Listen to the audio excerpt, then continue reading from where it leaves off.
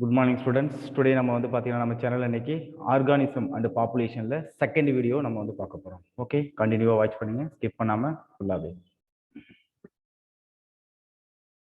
Organism பாப்புலேஷன்ல second part. So what is population அப்படிங்கறத நம்ம நோட் பண்ண போறோம்.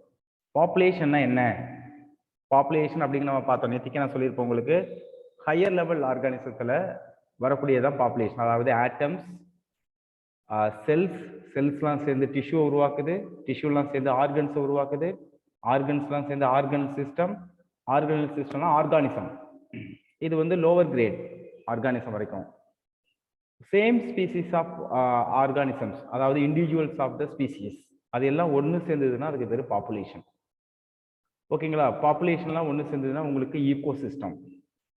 அதுக்கு ஈகோ சிஸ்டம்லாம் சேர்ந்ததுன்னா வந்து பார்த்தீங்கன்னா பயோம்ஸ் அப்படின்னு நம்ம சொல்லுவோம். பயோம்ஸ்லாம் ஒன்று சேர்ந்ததுன்னா பயோஸ்பியர், எர்த்து. ஓகே, இந்த கேட்டகரியில் ஃபர்ஸ்ட் நம்ம என்ன பார்க்குறோம் அப்படின்னா பாப்புலேஷன் என்ன அப்படிங்கிறத நம்ம நோட் பண்ணிக்கலாம். So population is the group of individuals of the same species. இது ரொம்ப முக்கியம். இப்போ நான் இருக்கேன் அப்படின்னா நான் வந்து சேம் ஸ்பீசிஸ், ஹியூமன், ஹோமோசெப்பியன்ஸ் மாதிரி நிறைய பேர் இருந்தாங்கன்னா அதுக்கு பேர் பாப்புலேஷன். ஓகேங்களா? ஸோ அதே தான், that live in a given geographical area. ஒரு குறிப்பிட்ட இடத்துல பூமியில வாழக்கூடிய ஒரே வகையான இனங்களுக்கு பேர் தான் பாப்புலேஷன்ஸ். அது என்ன செய்யுது? Share and compete for the similar resources. Share பண்ணிக்குது. எப்போ ஷேர் பண்ணுவோம்? நம்ம எப்போ ஷேர் பண்ணுவோம்? நமக்கு ஃபுட்டு அதிகமாக இருக்கும்போது நம்ம ஷேர் பண்ணிப்போம். எப்போ நம்ம கம்பீட்னா போட்டி போடுறது. எப்போ போட்டி போடுறது? ஃபுட்டு ரிசோர்சஸ் வந்து உங்களுக்கு கம்மியாக இருக்கும்போது நம்ம என்ன செய்வோம் அப்படி வந்து பார்த்தோன்னா நம்ம கண்டிப்பாக நம்ம வந்து பார்த்தீங்கன்னா போட்டிங்கிறது நடக்கும். நம்ம மட்டும் கிடையாது, சேம் ஸ்பீசிஸாக இருந்தாலும், டாகாக இருந்தாலும் சரி, ஹார்ஸாக இருந்தாலும் சரி, கோட்டாக இருந்தாலும் சரி, ஷீப்பாக இருந்தாலும் சரி, எவ்ரிதிங் எல்லாமே வந்து பார்த்தீங்கன்னா அதோடைய ஃபுட் ரிசோர்சஸ் மற்ற ரிசோர்சஸ்க்காக share and compete for the similar resources. ஒரே மாதிரியான ரிசோர்சஸ் தான் தேவை. நமக்கு வந்து ஒரே மாதிரியான ஃபுட்டு தானே தேவைப்படுது. அதே போல அண்டு பொட்டென்ஷியலி அதை ரீப்ரொடியூஸ், அதுக்குள்ள என்ன செய்ய முடியும்? யங் ஒன்ஸை ப்ரொடியூஸ் பண்ண முடியும். எக்ஸாம்பிள் வந்து பாருங்க, all the cormorants in A wetland. கார்மோரன்ஸ் அப்படிங்கிறது ஒரு பேர்டு. ஓகேங்களா? All the cormorants in wetland rot in an abundant dwelling. ஒரு குறிப்பிட்ட ஏரியாவில் வாழுது. எது? ராட், அபண்டன்ட் டுவெல்லிங், அந்த குறிப்பிட்ட பகுதியில். டீ கூட் trees in a forest tract. ஓகேங்களா? டீ கூட் மரங்கொத்தி பறவை மாதிரி உள்ளது. Bacteria in a culture plate. Okay, அது ஒரு population. Lotus in a pond. ஒரு பாண்ட்ல வந்து பார்த்தீங்கன்னா பர்டிகுலர் லோட்டஸ் இருக்கு. ஸோ இதை தான் நம்ம வந்து பார்த்தீங்கன்னா பாப்புலேஷன் அப்படின்னு நம்ம சொல்றோம். So what you mean population ecology? Population ecology is nothing but population ecology is an important area of ecology. ஒரு சூழ்நிலை மண்டலத்தில் ஒரு முக்கியமான ஒரு பகுதி தான் பாப்புலேஷன் ஈகாலஜி அப்படிங்கிறத கொடுத்துருக்காங்க. as it is link ecology to population genetics. Population genetics அப்படிங்கிறது அந்த பாப்புலேஷன்ல இருக்கக்கூடிய ஹோல் நம்பர் ஆஃப் ஜீன்ஸ் தான் வந்து பார்த்தீங்கன்னா பாப்புலேஷன் ஜெனடிக்ஸ் நம்ம சொல்லுவோம். இண்டிவிஜுவல் ஜெனடிக்ஸ் நமக்கு தெரியும், ஒரு இண்டிவிஜுவல்ல எத்தனை ஜீன்ஸ் இருக்கு அப்படிங்கிறது. பாப்புலேஷன் ஜெனடிக்ஸ்ங்கிறது அங்க ஒரு சேம் ஸ்பீசிஸ் இருக்கக்கூடிய ஆல் ஆர்கானிசத்துக்கு இருக்கக்கூடிய total number of genes and evolution, அதுல என்ன ஒரு சேஞ்சஸ் நடக்குது அப்படிங்கிறத சொல்றது தான் வந்து பார்த்தீங்கன்னா பாப்புலேஷன் ஈகாலஜி அப்படிங்கிற ஒரு term. Next, population attributes. Attributes அப்படின்னா கேரக்டர்ஸ்னு அர்த்தம். ஆட்ரிபியூட்ஸ்னானது கேரக்டர்ஸ். ஒரு பாப்புலேஷன்ல என்னென்ன கேரக்டர்ஸ் இருக்கும் பாருங்க. கண்டிப்பா அதுல பர்த் ரேட் அப்படிங்கிறது ஒன்று இருக்கு. அதுக்கு அப்படியே ஆப்போசிட்டா என்ன இருக்கும்னா டெத் ரேட், பிறப்பு விகிதம். டெத் ரேட்னா இறப்பு விகிதம். Sex ratio. ஒரு இண்டிவிஜுவல்னு சொல்லும்பொழுது கண்டிப்பா வந்து பார்த்தீங்கன்னா செக்ஸுங்கிறது இருக்கும், மேல் ஆர் ஃபீமேல். ஆனால் ஒரு பாப்புலேஷன் வரும்போது ரேஷியோ, விகிதம் அப்படிங்கிறது சொல்லுவோம். அதாவது ஏஜ் பிரமிட். ஒரு இண்டிவிஜுவல்னு சொல்லும்போது உங்க ஏஜ் என்ன அப்படிங்கிறது நம்ம சொல்லிடலாம். பட் ஏஜ் பிரமிடுங்கிறது ஒரு பாப்புலேஷன்ல எந்தெந்த ஏஜ் குரூப்ல எவ்வளவு ஆர்கானிசம் இருக்கு அதை பிரமிட் ஷேப்ல போட்டோம்னா அது age pyramid. Next, population density. ஒரு பர்டிகுலர் ஏரியாவில் எவ்வளவு இண்டிவிஜுவல்ஸ் இருக்காங்க, அதுதான் பாப்புலேஷன் டென்சிட்டி. இதை நம்ம ஒன்னா டிஸ்கஸ் பண்ண போறோம் இந்த பர்டிகுலர் ஏரியாவில். ஓகே, ஸோ பாப்புலேஷன் ஆட்ரிபியூட்ஸ்ல ஃபர்ஸ்ட் நம்ம பார்க்க வேண்டிய டாபிக் என்ன அப்படின்னா பர்த் ரேட், பிறப்பு விகிதம் அப்படின்னு சொல்லுவோம். It refers to per capita birth. Per capita birth அப்படிங்கிறது எக்ஸாம்பிள் பாருங்க. In a pond there are 20 lotus plant last year. Last இயரில் அங்கே இருக்கக்கூடிய லோட்டஸ் தாமரையோட இது வந்து பார்த்தீங்கன்னா 20 தான் இருக்கு. அண்ட் தோ ரீப்ரொடியூஸ் 8 நியூ பிளான்ஸ். அது என்ன செஞ்சிருக்கு? 8 நியூ பிளான்ஸை ப்ரொடியூஸ் பண்ணியிருக்கு ரீப்ரொடக்ஷன் மூலயமா. அது வந்து ஆட் ஆகிருக்கு அந்த பாயிண்ட்ல. ஹென்ஸ் த கரண்ட் பாப்புலேஷன் வந்து பார்த்தீங்கன்னா 28. ஓகேங்களா? அப்போ இதை பர்த் ரேட்ல சொல்லும் போது என்ன செய்வோம் அப்படின்னா டோட்டல் நம்பர் ஆஃப் பாப்புலேஷன், ஓகேங்களா, டிவைடட் பை நியூ ஸ்பீசிஸ். அப்போ 8 பை டிவைடட் பை 20 போடும்போது அதனுடைய பர்த் ரேட்ஸ் அந்த ரேஷியோ எவ்வளவு கொடுக்குறாங்க அப்படின்னா 0.4 offspring per lotus per year. ஏன் இதை இயர் கொடுக்குறோம்? அது வந்து ஆனுவல் பிளான்ட், அதனால பெர் இயர் அப்படிங்கிறது நம்ம கொடுக்குறோம். ஓகே, அப்போ பெர் கேபிட்டா பர்த் அப்படிங்கிறது இதான். ஒரு பர்டிகுலர் ஏரியாவில் இருக்கக்கூடிய ஸ்பீசிஸ் அதோடைய ஜெனரேஷன்ல லைஃப் ஸ்பேன்ல எவ்வளோ எங்கோன்ஸை ப்ரொடியூஸ் பண்ணுதோ அதுதான் பர்த் ரேட் அப்படிங்கிறத நம்ம பார்க்குறோம். நெக்ஸ்ட் கேட்டகரி நம்ம என்ன பார்க்குறோம் அப்படின்னா டெத் ரேட். டெத் ரேட்னா அப்படின்னா என்ன அப்படின்னா இறப்பு விகிதம், அதான் டெத் ரேட் நம்ம சொல்லுவோம். It refers to per capita death. ஒரு குறிப்பிட்ட பகுதியில் எவ்வளவு இறப்புகளுங்கிறது ஏற்படுகிறது, அதுதான் டெத் ரேட் அப்படிங்கிறத நம்ம கொடுக்குறோம்.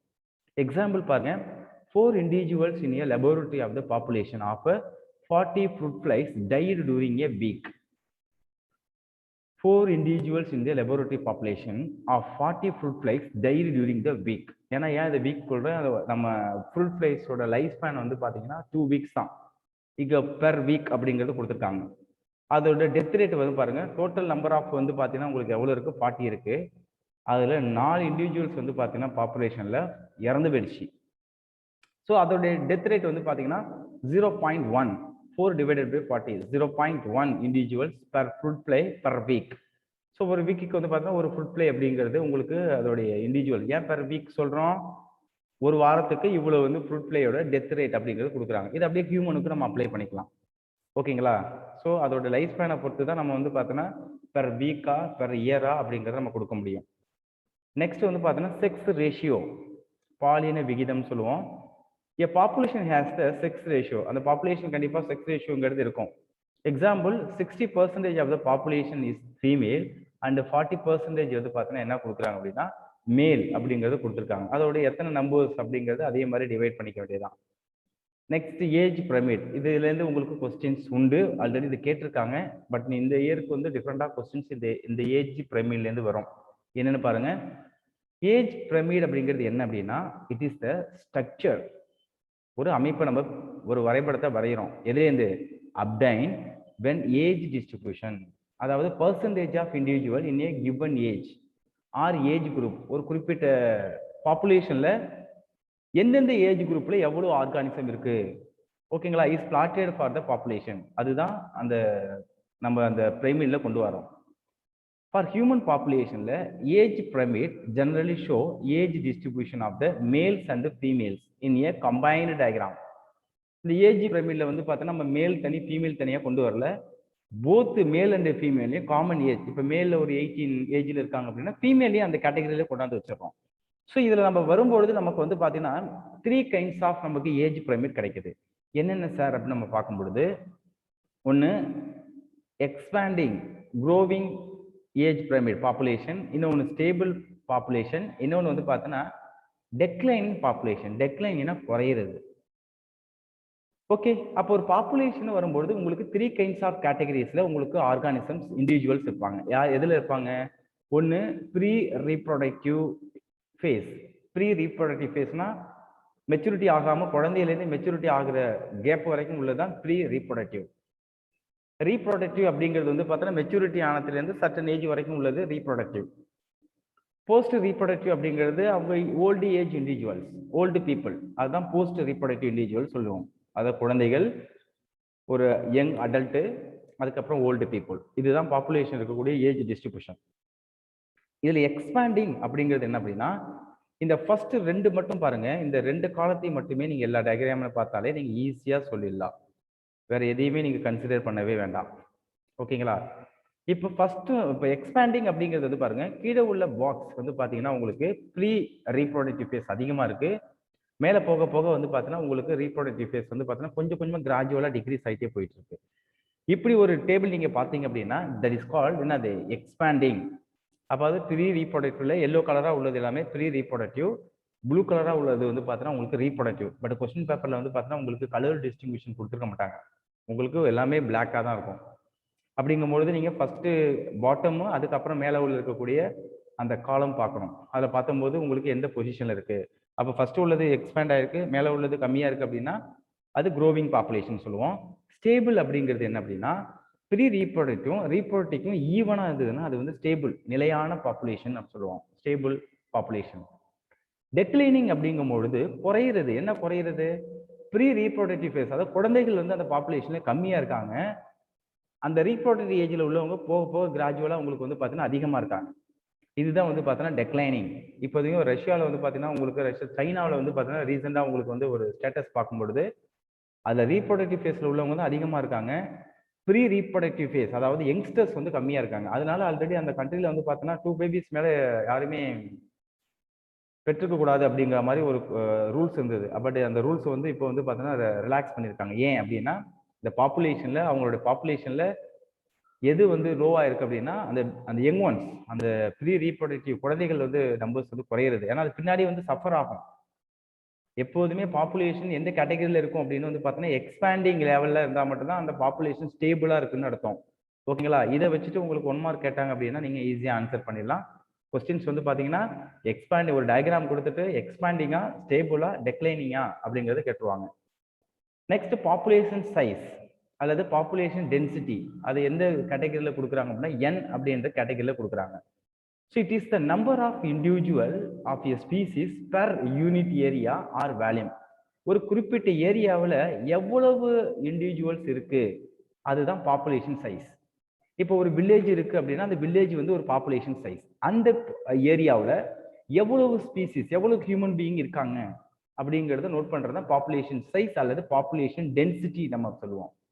எக்ஸாம்பிள் பாருங்க, population density of the Siberian என்னது கிரேன்ஸ், சைபீரியன் கொக்கு இனங்கள் சொல்லுவாங்க cranes at Bharatpur wetland in any area more than உனக்கு வந்து பார்த்தீங்கன்னா லெஸ் தென் எவ்வளவு வந்து 10%. இட் இஸ் மில்லியன்ஸ் ஆஃப் என்ன கொடுத்துருக்காங்க அப்படின்னா Chlamydomonas in a bond. Okay, அந்த உங்களுக்கு மில்லியன்ஸ் ஆஃப் கிளாமிடோமோனாஸ் அந்த கேட்டகரியில் அங்கே இருந்தாலும் உங்களுக்கு வந்து பார்த்தீங்கன்னா கம்மியான அந்த சைபீரியன் பேர்ட்ஸ் வந்து அதை வந்து சாப்பிட்டுடும். பாப்புலேஷன் டென்சிட்டியில் சைபீரியன் கிரேன் சட்டி என்னது பரத்பூர் வெட்லேண்ட் அங்கே வந்து பார்த்தீங்கன்னா ஒவ்வொரு வருஷமும் ஸோ மில்லியன்ஸ் ஆஃப் என்னது கிளாமிடோமோனாஸ் இன் ஏ பாண்ட். அப்போ வந்து பார்த்தீங்கன்னா உங்களுக்கு நம்பர்ஸ் கொடுக்குறாங்க, நம்பர்ஸ் தான் முக்கியம். அப்போ கிளாமிடோமோனாஸ் பாப்புலேஷன்ஸ் வந்து பார்த்தீங்கன்னா உங்களுக்கு மில்லியன்ஸ்ல இருக்கு. ஏன்னா அதோட சைஸ் சின்னது, அதனால கிளாமிடோமோனாஸ் உங்களுக்கு தெரியும். அது வந்து பார்த்தீங்கன்னா அதுவே ஃபோட்டோசிந்தசிஸ் பண்ணும். அது ஆட்டோட்ரோப்ஸாகவும் இருக்கு, ஹெட்ரோட்ரோப்ஸாகவும் இருக்கு. அது பிளான்ட்ஸ் நம்ம சொல்லலாம், குளோரோஃபில் இருக்கிறதுனால அது மூவ் பண்றதுனால நம்ம அனிமல்ஸ்னு சொல்லுவோம் கிளாமிடோமோனாஸ். பட் சைபீரியன் கிரேன்ஸ் வந்து பார்த்தீங்கன்னா அதோடைய லெஸ் தென் 10%, 10 அப்படின்னு கொடுக்குறாங்க பர் இயர். அப்போ ஒரு குறிப்பிட்ட ஏரியாவில் எவ்வளோ இண்டிவிஜுவல்ஸ் இருக்கு அதுதான் பாப்புலேஷன் சைஸ் அப்படிங்கிறது, size of the population. Next வந்து பாருங்க, அது அனதர் கேட்டகரி கொடுக்குறாங்க. Population size is also measured in percentage cover. அதை போய் பாப்புலேஷன் போய் நம்ம ஒன்று பிடிச்சி நம்ம கவர் பண்ண முடியாது. ஒரு இடத்துல போய் இந்த கிளாமிடோமோனாஸ் பாண்டில் இருக்குன்னா ஒவ்வொரு கிளாமிடோமோனாஸாக மைக்ரோஸ்கோப் வச்சு நம்ம அனலைஸ் பண்ண முடியாது. அதில் 10 கிளாமிடோமோனாஸ் எஸ்கேப் ஆகலாம், இல்லை நீங்கள் பிடிச்சி போட்டதில் நிறைய இறந்து போயிடலாம். ஸோ இதுக்கு என்ன பண்ணுவாங்க அப்படின்னா ஒரு சாம்பிள் ஒரு டேண்டமாக வந்து என்ன செய்வாங்க அப்படின்னா மெஷர் பண்ணுவாங்க. ஓகேங்க, அதுக்கு பேர் தான் என்னது percentage cover or biomass. Example, ஒரு ஏரியாவில் 200 என்னது பார்த்தீனியம் பிளான்ஸ் இருக்கு. பார்த்தீனியம்ங்கிறது குட்டி குட்டியாக இருக்கக்கூடிய plants and huge banyan tree are seen. அந்த ஏரியாவில் வந்து பார்த்தீங்கன்னா பெரிய ஆலமரம் அப்படிங்கிறது தெரியும். ஆலமரம் பார்த்தவரை நமக்கு தெரியும், அது வந்து பெரியது. In such cases measuring percentage cover, ஒரு ஏரியாவை எந்த அளவு கவர் பண்ணியிருக்கு நம்பர்ஸ் வச்சுக்க கூடாது. சம்டைம்ஸ் பிளான்ஸ்ல கன்சிடர் பண்ணும்போது, ஏன்னா பார்த்தீனியம்ங்கிறது ஒரு வந்து ஒரு ஷேப்ஸ் மாதிரி குட்டி குட்டி செடி, அது நீங்க தௌசண்ட்ஸ் கணக்கில் இருந்தாலும் அது ஒரு குறிப்பிட்ட ஏரியாவில் தான் கவர் பண்ணும். பட் பேனியன் ட்ரீங்கிறது ஒன்று, பட் அது கவர் பண்ற ஏரியா வந்து பார்த்தோன்னா உங்களுக்கு அதிகம். ஓகேங்களா? இந்த கேசஸ்ல measuring percentage cover or biomass, biomass அப்படிங்கிறது அந்த பிளான்ட்னுடைய weight is meaningful to show the importance of the banyan tree. Okay, இதுதான் நம்ம வந்து மெஷர் பண்றதுக்கான ஒரு மீனிங்ஃபுல்லான மெஷர்மெண்ட்னு சொல்றாங்க. அப்ப நம்பர்ஸை கன்சிடர் பண்ணக்கூடாது. நம்பர்ஸை கன்சிடர் பண்ணாம அது எவ்வளவு பர்சன்டேஜ் ஏரியாவை கவர் பண்ணியிருக்கு அல்லது அந்த பிளான்ட்டோடைய weight நம்ம வச்சு மெஷர் பண்ணோம்னா அதுதான் உங்களுக்கு அது மீனிங்ஃபுல் பாப்புலேஷன் சைஸ் அப்படிங்கிறத கொடுத்துருக்காங்க. நெக்ஸ்ட் கேட்டகரி அதிலே கொடுத்துருக்காங்க பாருங்க. Total number is the difficult measure for the huge population. நான் சொன்னதான், ஒரு பர்டிகுலர் ஏரியாவில் வந்து பார்த்தீங்கன்னா எல்லா ஆர்கானிசமும் இண்டிவிஜுவலாக நம்ம வந்து மெஷர் பண்ணுறது ரொம்ப கஷ்டம், கடினமாக இருக்கும் ஒரு விஷயம் வேலை, டிஃபிகல்ட் மெஷர். ஏன்னா அது பெரிய பாப்புலேஷன், ஒன்று ஒன்று நம்ம மெஷர் பண்ண முடியாது. இந்த கேசஸில் ரிலேட்டிவ் பாப்புலேஷன் டென்சிட்டி அப்படிங்கிறத ஒரு மெத்தடாலஜி நம்ம ஃபாலோ பண்ணுறோம். Without knowing absolute population density, எவ்வளோ பாப்புலேஷன் நமக்கு தெரியாது, பட் நம்ம மெஷர் பண்ணலாம். Is used. எக்ஸாம்பிள் பாருங்க, the number of fish catch per trap. ஒரு வலையில ஒரு குறிப்பிட்ட பகுதியில் நம்ம வந்து வலையை போட்டு எடுக்கும்பொழுது அந்த ஏரியாவில் எவ்வளவு ஃபிஷ் கேட்ச் ஆயிருக்கு, ஒரு 100 ஃபிஷ்னு வச்சுங்களேன் per trap, indicate total population density in a lake. அப்போ அந்த லேக்ல வந்து பார்த்தீங்கன்னா உங்களுக்கு ரிமைனிங் எவ்வளோ இருக்கோ அதை நம்ம என்ன செய்ய முடியும், ஈஸியாக நம்ம வந்து மென்ஷன் பண்ணிக்கலாம். ஒரு குறிப்பிட்ட ஏரியா, அந்த பாண்ட்டை வந்து அந்த லேக்கை வந்து பார்த்தீங்கன்னா ஒரு 4 பார்ட்ஸாக பிரிச்சுக்கிறோம். அதுல ஒரு பார்ட்ஸ்ல நீங்க வந்து என்ன செய்றீங்க, இந்த நெட்டை போட்டு ஃபிஷ்ஷை கேட்ச் பண்றீங்க. ஒரு பார்ட்ல 100 ஃபிஷ் கிடைக்குதுன்னு வச்சுங்களேன். அப்ப ரிமைனிங் உள்ள பார்ட் உங்களுக்கு வந்து பார்த்தீங்கன்னா ஒவ்வொரு பார்ட்லயும் உங்களுக்கு என்ன ரிமைனிங் 3 பார்ட்ஸ் இருக்குல்ல, அப்ப 300. அப்ப டோட்டல் நம்பர் ஆஃப் என்னது ஃபிஷ் பாப்புலேஷன் அப்படின்னு நம்ம வந்து என்ன செய்யறோம் அப்படின்னா ஒரு ரிலேட்டிவ் பாப்புலேஷன் டென்சிட்டி. ரிலேட்டிவ் அப்படின்னா அது தொடர்பான, it is not accuracy, maybe கூடலாம் ஆர் குறையலாம், பட் அப்ராக்சிமேட்டா அந்த ரேஷியோல தான் இருக்கும். அப்ப அந்த லேக்ல வந்து ஃபிஷோட பாப்புலேஷன் 400 அப்படிங்கிறத நம்ம கொடுத்துடலாம். இதுதான் ரிலேட்டிவ் அதாவது தொடர்பு படுத்தி ஒரு பர்டிகுலர் ஏரியாவில் இவ்வளவு பாப்புலேஷனா இருக்கு, ஸோ மற்ற ஏரியாவில் எவ்வளவு இருக்கும் இதை வச்சு நம்ம என்ன செஞ்சிடறோம், மற்ற ஏரியாவில் வந்து நம்ம வந்து அதை வந்து அப்படியே மல்டிப்ளை பண்றோம். இதுதான் ரிலேட்டிவ் பாப்புலேஷன் டென்சிட்டி. சில கேசஸ்ல, in some cases, indirect estimation. Indirect estimation அப்படின்னா சைஸ் என்னது இஸ் என்னது performed. Example, tiger census is a national park. டைகரை போய் அவங்க போய் ஒன்று ஒன்றா என்ன செய்ய மாட்டாங்க, பிடிச்சி இங்கே வாங்க டைகர், நீங்கள் சூப்பராக இருக்கீங்க, பல்லு விளக்கிட்டீங்களா, நல்லா இருக்கீங்களா, உங்களுக்கு டெம்பரேச்சர்லாம் பார்க்க முடியாது. ஏன்னா அது பார்க்கறதுக்கு முன்னாடி நம்ம டெம்பரேச்சர் பார்க்குற அளவுக்கு இல்லை, நம்மளே ஆலையை போட்டு தள்ளிடும். ஏன்னா அது வந்து பார்த்தோன்னா அது கார்னிவோர் அனிமல், நம்ம பாடியில் ஃப்ளஷ் இருக்கிறதுனால அது நம்மளே என்ன செய்யும், அதை அட்டாக் பண்ணக்கூடிய தன்மை இருக்குது. அப்போ நம்ம அதை எப்படி சார் மெஷர் பண்ணுறது அப்படின்னா, இதுதான் இன்டைரக்ட் எஸ்டிமேஷன். மறைமுகமாக அந்த எவ்வளோ வந்து ஃபாரஸ்ட்டில் அந்த டைகருடைய பாப்புலேஷன்ஸ் இருக்குது அப்படின்னு எப்படி பார்ப்போம். Tiger is based on pug marks சொல்லுவோம். பக் மார்க்ஸ் அப்படிங்கிறது அந்த கால் தடம், ஒரு ஃபுட் பிரிண்ட் இருக்கு அப்படின்னா இதை வச்சு அவங்க கண்டுபிடிச்சிருவாங்க. யாரு, இந்த வைல்ட் லைஃப்ல ஒர்க் பண்ணக்கூடிய சயின்டிஸ்ட் வந்து பாத்தீங்கன்னா இதை அவங்க மெஷர் பண்ணும்போது இது ஏற்கனவே பார்த்தது அப்படிங்கிறது தெரியும். இல்ல இது வந்து புதுசா ஒரு கால்தடம் இருக்கு, அப்ப புதுசா ஒரு கால்தடம் இருக்குன்னா என்ன அர்த்தம், நியூவா ஒரு டைகர் வந்து ஆட் ஆயிருக்கு. மேபி அது யங் ஒன்ஸா கூட இருக்கலாம். அதோடைய பக் மார்க்ஸ் வச்சு, அதோட ஃபுட் பிரிண்ட் வச்சு பார்த்துக்கலாம். சின்னதா இருந்ததுன்னா அது வந்து யங் ஒன்ஸை ப்ரொடியூஸ் பண்ணிருக்குன்னு அர்த்தம். ஸோ இதே மாதிரி பண்ணுவாங்க. இன்னொரு மேட்டர் என்ன பண்ணுவாங்க அப்படின்னா, அதோட ஃபீக்கல் பல்லட்ஸ் எடுத்து அனலைஸ் பண்ணுவாங்க. ஃபீக்கல் பல்லட்ஸ் வரும்போது ஒரு ஆர்கானிசம் கண்டினியூஸா ஒரு ஃபுட்டை தான் கன்சியூம் பண்ணிட்டு இருந்தா அது சேம் ஃபீக்கல் மேட்டர். இல்லை ஒரு நியூ வெரைட்டிஸ் வந்துருக்கு, அது வந்து ஃபுட் ஹேபிட் வந்து டிஃப்ரெண்டா இருக்கு, அது வந்து பார்த்தோன்னா வந்து வேற ஒரு கார்னிவோரை சாப்பிடுது, அதை வச்சு கூட அந்த பாப்புலேஷன்ல டென்சிட்டி பண்ணுவாங்க. இப்பெல்லாம் உங்களுக்குலாம் வந்துட்டு நிறைய வந்து என்னது அந்த டேக்ஸ், அந்த அது எங்கெல்லாம் போகுதோ அதுக்கு மாதிரி இன்ஜெக்ஷன் மூலயமா அதில் வந்து நம்ம என்ன செய்யறோம், அந்த ஜிபிஎஸ் வச்சு நம்ம வந்து பார்த்தீங்கன்னா கண்டுபிடிச்சிடலாம். பட் இதெல்லாம் வந்து ஒரு ஓல்டஸ்ட் மெத்தட். இந்த மெத்தட்ல பண்றது தான் இன்டைரக்ட் எஸ்டிமேஷன். பாப்புலேஷன் நம்மள டைரக்டாவே நம்ம மெஷர் பண்ணுறது கிடையாது, இன்டைரக்டா நம்ம வந்து ஒப்பிடுறோம். ஸோ அது வந்து ஒரு கிரிட்டிக்கல் கண்டிஷன். இது வந்து ஒரு அசம்ஷன் தான், இது பர்டிகுலராக சொல்ல முடியாது. இந்தியாவில் வந்து பார்த்தீங்கன்னா ஒரு 10 டைகர் தான் இருக்குன்னா 10 டைகர் அப்படிங்கிறது இட் இஸ் நாட் என்னது ரியாலிட்டி. இது அது வந்து இதே மாதிரி மெஷர்ல தான் சென்சஸ் எடுத்து கொடுத்துருப்பாங்க. நெக்ஸ்ட் வந்து பாருங்க பாப்புலேஷன் growth. பாப்புலேஷன் எப்படி grow ஆகுது அப்படிங்கிறது எப்படி மெஷர் பண்ணலாம். the population size changes depend on factors. என்னென்ன ஃபேக்டர் வச்சு பாப்புலேஷன் சைஸ் சேஞ்ச் ஆகுது அப்படின்னா தெரிஞ்ச விஷயம் தான். ஃபுட் அவைலபிலிட்டி, உணவு கிடைக்கிறத பொறுத்து. பிரிடேஷன் ப்ரெஷர், பிரிடேஷன் அப்படின்னா வேட்டையாடக்கூடிய அழுத்தம். இன்னொன்று வெதர்ங்கிறது கிளைமேட், அப்படியே வச்சுக்கலாம். ஸோ ஒரு பாப்புலேஷன்ல ஃபுட்டு நல்லா அவைலபிளாக கிடைக்குது, நல்ல எக்ஸ்ட்ரீமா இருக்கு, எந்த பிரச்சனையும் இல்லை அப்படின்னா அந்த பாப்புலேஷன் சைஸ் வந்து அதிகமாகிட்டே இருக்கும். ப்ரிடேஷன் ப்ரெஷர் அப்படின்னா ஃபுட் சோர்சஸ் கம்மியாகும் பொழுது அந்த ஃபுட்டுக்காக என்ன செய்யும் அப்படின்னா எல்லாமே அடிச்சுக்கும். அப்போ அங்கே வந்து பாப்புலேஷன் வந்து பார்த்தோன்னா டிக்ளைன் ஆகும். வெதர், நல்ல ஒரு கிளைமேட்டிக் கண்டிஷன், நல்ல ஆப்டிமம் டெம்பரேச்சர், நல்ல ஆப்டிமம் ரெயின்ஃபால் இருக்கு அப்படின்னா அந்த பாப்புலேஷன் வந்து க்ரோ ஆகும். உங்களுக்கு ரெயின்ஃபாலே இல்லை, ஒன்லி வந்து பார்த்தோன்னா டெம்பரேச்சர் தான் இருக்குது அப்படின்னா பிளான்ட்டோட க்ரோத் இருக்காது. ஏன்னா பிளான்ட் தான் பிரைமரி ப்ரொடியூசர் நமக்கு தெரியும். அது இல்லாட்டி வந்து பார்த்தீங்கன்னா மற்ற ஆர்கானிசம் எல்லாமே டிக்ளைன் ஆயிடும். ஸோ ஒரு பாப்புலேஷன் குரோத்தை டிட்டர்மைன் பண்ணுறது food availability, predation pressure, another one is வந்து பார்த்தீங்கன்னா வெதர் அப்படிங்கிறத நோட் பண்ணிங்க. Changes population density give some idea about the population. அதாவது வெதர் இட் இஸ் அது ஃப்ளோரிஷிங் ஆர் டிக்ளைனிங். அதை வெதரை வச்சு நம்ம இனிஷியலாக நம்ம கண்டுபிடிச்சோம். 3 ஃபேக்டர்ல முக்கியமான மெயின் ஃபேக்டர் வந்து பார்த்தீங்கன்னா வெதர் தான். ஏன்னா அதுதான் வந்து பார்த்தீங்கன்னா ஃபுட்டை ப்ரிப்பேர் பண்ணுது. ஃபுட்டை ப்ரிப்பேர் பண்ணாலே ப்ரிடேஷன் குறையும். ப்ரிடேஷன் குறைஞ்சாலே அவைலபிலிட்டி ஃபுட் வந்து அதிகமாயிடும், பாப்புலேஷன் அதிகமாகும். இதுதான் மெயின் ஃபேக்டர் அப்படிங்கிறத கொடுத்துருக்காங்க. வெதர் இப்போ நமக்கு அதானே, இப்போ நல்ல ஒரு கிளைமேட்டிக் கண்டிஷன் தான் அக்ரிகல்ச்சர் ஃபீல்டு நல்லா இருக்கும். இல்லை ஓவரா ரெயின்ஃபால் ஆகுது, ஃப்ளோட்டிங் ஆகுது, இல்லை வந்து பார்த்தீங்கன்னா உங்களுக்கு ரெயின்ஃபாலே இல்லை அப்படின்னா எல்லாமே வந்து பார்த்தீங்கன்னா உங்களுக்கு என்ன, அது ஓவர் ஹீட்னால உங்களுக்கு பிளான்ட்ஸோட க்ரோத்து ஈல்டு வந்து இருக்காது. பாப்புலேஷன்ல கண்டிப்பாக என்ன இருக்கும், ஒரு ஒரு என்னது ஒரு டெக்ளைனிங், அதாவது போர் அதிகமாகிடும். ஓகேங்களா, ஃபுட் ஸ்கார்சிட்டி வந்துடும், உணவு பற்றாக்குறை. நெக்ஸ்ட் பாப்புலேஷன் க்ரோத்தை நம்ம வந்து எப்படிலாம் மெஷர் பண்ணுவோம் அப்படிங்கிறத ரீசன் கொடுத்துருக்காங்க. இந்த ஏரியா இருந்து 1 மார்க் வரும், எப்படி வரும் அப்படிங்கிறத நம்ம பார்க்கலாம். 4 basic processes that influences the population density. என்னது பாப்புலேஷன் டென்சிட்டியை 4 முக்கியமான காரணிகள் தீர்மானிக்குது. என்னென்ன தீர்மானிக்குது? 1 நேட்டாலிட்டி. நேட்டாலிட்டி அப்படிங்கிறது என்ன அப்படின்னா பி அப்படின்னு நம்ம அதை மென்ஷன் பண்றோம். It is the number of birth in a population during the given period.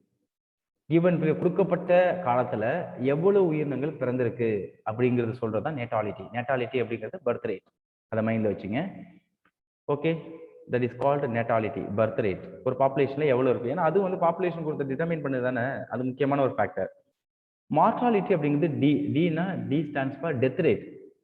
இனி number of death in a population during the given period. Given பீரியட்னா அது 1 இயரா கூட வச்சுக்கலாம். சார் 1 இயர்ல வந்து பார்த்தோன்னா அந்த பாப்புலேஷன்ல எவ்வளவு பேர் இறந்துருக்காங்க, அதுவும் பாப்புலேஷன் குரோத்தை மெஷர் பண்ணுது.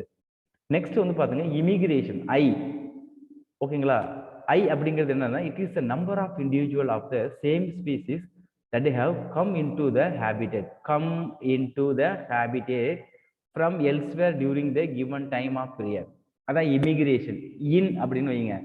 இப்போ நம்ம வந்து பார்க்குறோம், இப்போ நம்ம இந்தியா கண்ட்ரியில் வந்து பார்த்தீங்கன்னா அதர் கண்ட்ரி உள்ள பீப்புள்ஸ் வந்து பார்த்தீங்கன்னா ஃபார் ஒர்க்குக்காக வந்திருக்கலாம். தட் இஸ் கால்டு இமிகிரேஷன் அப்படின்னு நம்ம சொல்லுவோம். அப்போ அப்படி இமிகிரேஷனுக்காக நிறைய பீப்புள்ஸ் ஒரு பர்டிகுலர் ஏரியாவுக்கு வரும்பொழுது பாப்புலேஷனோட அளவு வந்து பார்த்தீங்கன்னா உங்களுக்கு அதிகமாகுது. ஓகேங்களா, அது வந்து டிட்டர்மின் பண்ணுது பாப்புலேஷன் குரோத்தை. Emigration e stands for it is the number of individual of the population who left habitat and gone elsewhere during the given time period. ஒரு கொடுக்கப்பட்ட டைம்ல வந்து பாத்தீங்கன்னா இவங்க அதர் கண்ட்ரிக்கு ஜாபுக்காகவோ மற்ற ஒர்க்குக்காகவோ போறதா வந்து பார்த்தீங்கன்னா எமிகிரேஷன் அப்படின்னு நம்ம சொல்லுவோம். So these 4 category influences the population growth அப்படிங்கிறத மைண்ட்ல வைங்க. பாப்புலேஷன் growth இதுவும் தீர்மானிக்குது, இதுதான் முக்கியமானது. அதுல மெயினா அவன் சொல்றது நேட்டாலிட்டி, மார்டாலிட்டி தான். ஓகே, நெக்ஸ்ட் பாப்புலேஷன் growthோட அந்த இது கொடுத்துருக்காங்க பாருங்க. இதுக்கு வந்து அந்த ஃபார்முலாஸ் கேட்பாங்க, ஃபார்முலாஸ் ஓரியன்டது. So natality another one is வந்து பார்த்தீங்கன்னா பர்த் ரேட். இமிகிரேஷன் உள்ளார வர்றது இன்க்ரீஸ் த பாப்புலேஷன் டென்சிட்டி, நமக்கு தெரியும். ஒரு ஏரியாவில் வந்து நிறைய யங் ஒன்ஸ் வந்து ப்ரொடியூஸ் பண்ணுது, அது natality, birth rate. Immigration other கண்ட்ரிலேருந்து ஜாபுக்காகவோ மற்ற ஒர்க்குக்காகவோ ஒரு பர்டிகுலர் ஏரியாக்குள்ள வராங்க. ரெண்டுமே வந்து பார்த்தீங்கன்னா plus point of view, population density அதிகமாகுது. மார்டாலிட்டியும் எமிகிரேஷன், அதாவது இறப்பு விகிதமும் இங்கிருந்து அதர் கண்ட்ரிக்கு ஜாபுக்கு போறாங்க, அப்ப அந்த ஏரியாவில் வந்து பார்த்தீங்கன்னா பாப்புலேஷன் வந்து குறையுது. ஸோ டிகிரீஸ் பாப்புலேஷன் டென்சிட்டி அப்படின்னு சொல்லி கொடுக்குறாங்க. டிகிரீஸ் குறையுதுன்னு அர்த்தம். If n is the population density at a time t, அதாவது nங்கிறது பாப்புலேஷன் டென்சிட்டி, அந்த nங்கிறது கொடுத்துட்டோம், tங்கிறது particular time, then it is density at a time. ஒரு பர்டிகுலர் டைம்ல டென்சிட்டி நம்ம என்ன சொல்லுவோம் அப்படின்னா பர்டிகுலர் டைம்ங்கிறது t+1 அப்படிங்கிறது நம்ம கொடுக்குறாங்க. ஸோ ஹியர் இதுக்கு ஒரு ஃபார்முலா கொடுத்துருக்காங்க, என்னன்னு பாருங்க. டென்சிட்டி டி லோவர்ல வந்து பார்த்தா t+1 equal to density at a time plus என்ன கொடுத்துருக்காங்க, birth rate +1 minus death rate plus என்ன அது இமிகிரேஷன், வெளில போறது. டெத் ரேட்டு எவ்வளவு வெளில போயிருக்காங்க, அதுதான் வந்து பாத்தீங்கன்னா பாப்புலேஷனுக்கான formula. So population density increases if என்னது birth rate is more than the death rate and emigration. அதாவது ஒரு பர்டிகுலர் ஏரியாவில இருந்து உங்களுக்கு வந்து பாத்தீங்கன்னா என்ன செய்யறது, டெத் ரேட்டும் எமிகிரேஷன் ரேட்டும் மோரா இருக்கு. எதை கம்பேர் பண்ணும்போது birth rate so population density increases. எப்போ இன்க்ரீஸ் ஆகும் அப்படின்னு பார்த்தீங்கன்னா, birth rate is more than d plus c. டினா டெத் ரேட்டு, இனா எமிகிரேஷன். அப்போ டெத் ரேட்டும் ஃபாரினுக்கு போகிற ரேட்டும் கம்மியாக இருக்கும் பொழுது, பர்த் ரேட்டு அதிகமாகும் பொழுது அது பாப்புலேஷன் டென்சிட்டி அதிகமாகுதுன்னு அர்த்தம். Otherwise it will be decrease. மற்றபடி அது வந்து குறைஞ்சிரும் அப்படிங்கிறாங்க. ஸோ பாப்புலேஷன் டென்சிட்டி இதுக்கான ஃபார்முலா பாருங்க. பாப்புலேஷன் டென்சிட்டி நம்ம என்னன்னு சொல்றோம்? என்னன்னு சொல்றோம். Immigration I A, emigration E, natality birth rate, mortality வந்து பார்த்தீங்கன்னா உங்களுக்கு என்னது டெத் ரேட்னு கொடுக்குறாங்க. இதில் எது மைனஸ் அப்படின்னு நம்ம பார்க்கணும். எமிகிரேஷன் வெளில போகிறது அது மைனஸ் வேல்யூ, மார்டாலிட்டி பாப்புலேஷன் இறந்து போகிறது அது மைனஸ். ப்ளஸ் வந்து பார்த்தீங்கன்னா ஒரு பாப்புலேஷனில் பர்த் ரேட்டு ப்ளஸ் என்னது இமிகிரேஷன். இமிகிரேஷனா அதர் கண்ட்ரிலேருந்து இந்த கண்ட்ரிக்குள்ளே வர்றது. இதுதான் இன்ஃப்ளூயன்சஸ் பண்ணுற. இந்த ஃபார்முலா ரொம்ப முக்கியப்பா, பார்த்துங்க. நெக்ஸ்ட் பாப்புலேஷன் குரோத்தோட கண்டினியூஷன் தான். அண்டர் நார்மல் கண்டிஷன், ஒரு இயல்பான ஒரு சுச்சுவேஷன்ல birth and death are important factor influencing the population density. ஒரு நார்மலான கண்டிஷன்ல நம்ம எதுதான் ஃபர்ஸ்ட் நம்ம மெஷர் பண்ணோம் அப்படின்னா, எத்தனை பேர் பிறந்திருக்காங்க, எத்தனை பேர் இறந்திருக்காங்க. இதுதான் ஒரு முக்கியமான factor. Immigration and emigration have important only under special condition. ஒரு சிறப்பான கண்டிஷன்ல மட்டும் தான் அதை நம்ம மெஷர் பண்ணோம். எக்ஸாம்பிள் பாருங்க. ஃபார் காலனைசிங் நியூ ஹேபிடேட், மக்கள் வந்து ஒரு நியூவான ஒரு வாழிடத்துல வாழ போறாங்க. So immigration may be more significant to the population growth than the birth rate. இப்போ நம்ம எல்லாமே வந்து பாருங்க, இப்போ நம்ம வந்து அதர் பிளானட்டுக்கே நம்ம போறோம். ஃபார் எக்ஸாம்பிள் இப்போ நம்ம மூணுக்கு போறோம்னு வச்சுங்களேன். அங்க போயிட்டு நம்ம வந்து பர்த் ரேட்டை மெஷர் பண்ண முடியுமானா முடியாது. ஏன்னா அது நியூ ஹேபிடேட். அப்ப நம்ம எதை தான் மெஷர் பண்ணுவாங்க? இமிகிரேஷன். ஓகேங்களா? ஏன்னா அந்த இடத்துக்கு நியூவா குடியேறாங்க மக்கள். அப்ப நம்ம அதை தான் நம்ம மெஷர் பண்ணுவோம். ஏன்னா நியூ ஹேபிடேட்ல போயிட்டு பர்த் ரேட்டையும் டெத் ரேட்டையும் பார்க்க முடியாது. நியூ ஹேபிடேட் போகும்போது அங்கே எமிகிரேஷன் எவ்வளவுதான் பார்க்கணும். ஆஃப்டர் தட் இயர் போக போக நீங்க சொல்ற மாதிரி நார்மல் கண்டிஷன் நம்ம பார்க்கலாம். ஏன்னா அது பர்த் ரேட்டையும் டெத் ரேட்டையும் வச்சு இந்த பாப்புலேஷன் டென்சிட்டியை மெஷர் பண்ணலாம். Next growth model. அந்த பர்த் ரேட்டை வச்சு பார்க்கும்போது உங்களுக்கு 2 கைண்ட்ஸ் ஆஃப் growth மாடல் கிடைக்குது. ஒன்று exponential growth, another one is வந்து பார்த்தீங்கன்னா உங்களுக்கு என்ன கொடுக்குறாங்க அப்படின்னா லாஜிஸ்டிக் growth. ஃபர்ஸ்ட் நம்ம என்ன பார்க்க போறோம் அப்படின்னா எக்ஸ்போனென்ஷியல் growth அப்படின்னா என்ன? எக்ஸ்போனென்ஷியல் அந்த வார்த்தையிலே மீனிங் இருக்கு, கவனிங்க. ரிசோர்சஸ், நம்மளுக்கு என்ன ரிசோர்சஸ் தேவை? ஃபுட்டு, இன்னொன்று ஸ்பேஸ். சாப்பிட்ட சாப்பாடும் இருக்கிறது இடமும் கிடைச்சாலே போதும். Are essential for the unimpeded population growth. எந்த பிரச்சனையும் இல்லாம பாப்புலேஷன்ங்கிறது க்ரோ ஆகிட்டே இருக்கும். எதுக்கு? எப்ப ஒரு ஃபுட்டு வந்து உங்களுக்கு கண்டினியூஸா கிடைக்கும் பொழுது, ஒரு பர்மனண்டான ஒரு பிளேஸ் கிடைக்கும் பொழுது, ஒரு ஸ்பேஸ் தங்குறதுக்கு. இஃப் ரிசோர்சஸ் ஆர் அன்லிமிட்டெட், நல்லா தெரிஞ்சுங்க, ரிசோர்சஸ் வந்து எப்படி இருக்கு? ஒரு லிமிட்டெட் கிடையாது, அன்லிமிட்டெட், எவ்வளவு நிறைய இருக்கு. Each species so it's full innate என்னது potential to grow in a number. இப்போ நம்மளே இருக்கோம் அப்படின்னா நம்ம லீனா இருக்கோம், நல்லா ஃபுட்டு கிடைக்குது, நல்ல டேஸ்டான ஃபுட்டு நிறைய கிடைச்சா ஒன்றும் பிரயோஜனம் கிடையாது. நம்ம பொறுத்தவரை நம்ம டேஸ்ட்டாக தான் சாப்பிடுவோம். டேஸ்ட்டாக ஃபுட்டு கிடைக்குது, ப்ளஸ் வெரைட்டியாக கிடைக்குது. ஹியூமனை பொறுத்தளவு டேஸ்ட்டாக இருக்கணும், ஒரே இதாக இருக்கக்கூடாது, வெரைட்டியாக இருக்கணும், டிஃப்ரெண்ட் இதில் இருக்கணும்.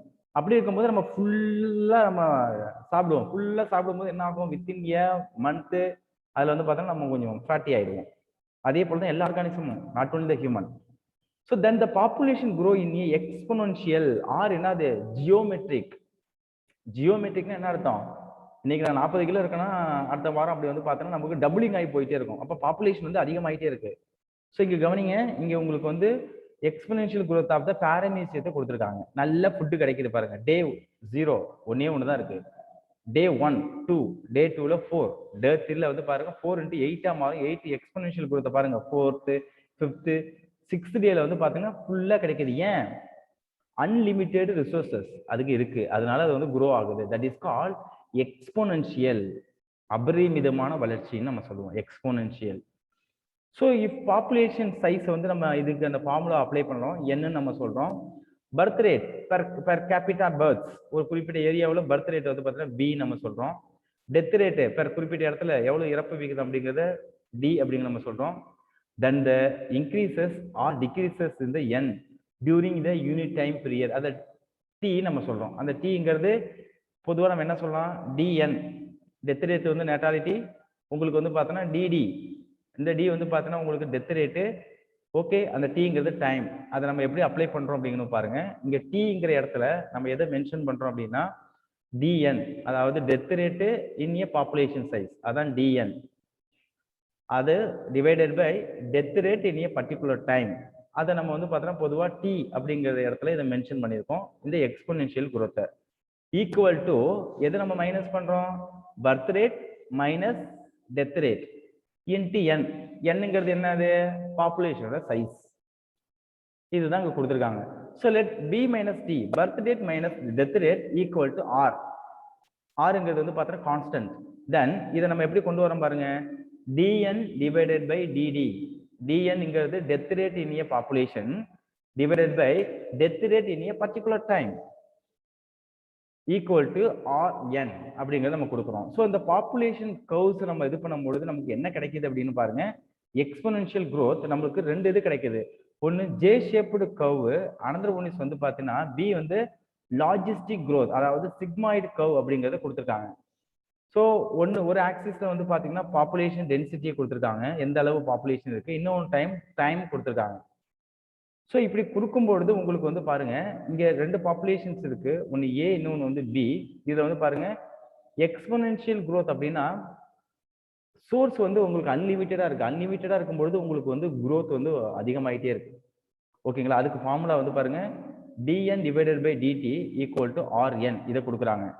நெக்ஸ்ட் வந்து பார்த்தோன்னா லாஜிஸ்டிக் அப்படிங்கிறது என்ன அப்படின்னா சோர்ஸ் வந்து பார்த்தீங்கன்னா உங்களுக்கு லிமிட்டடா தான் இருக்கும். அதை நெக்ஸ்ட் நம்ம பார்க்க போறோம்.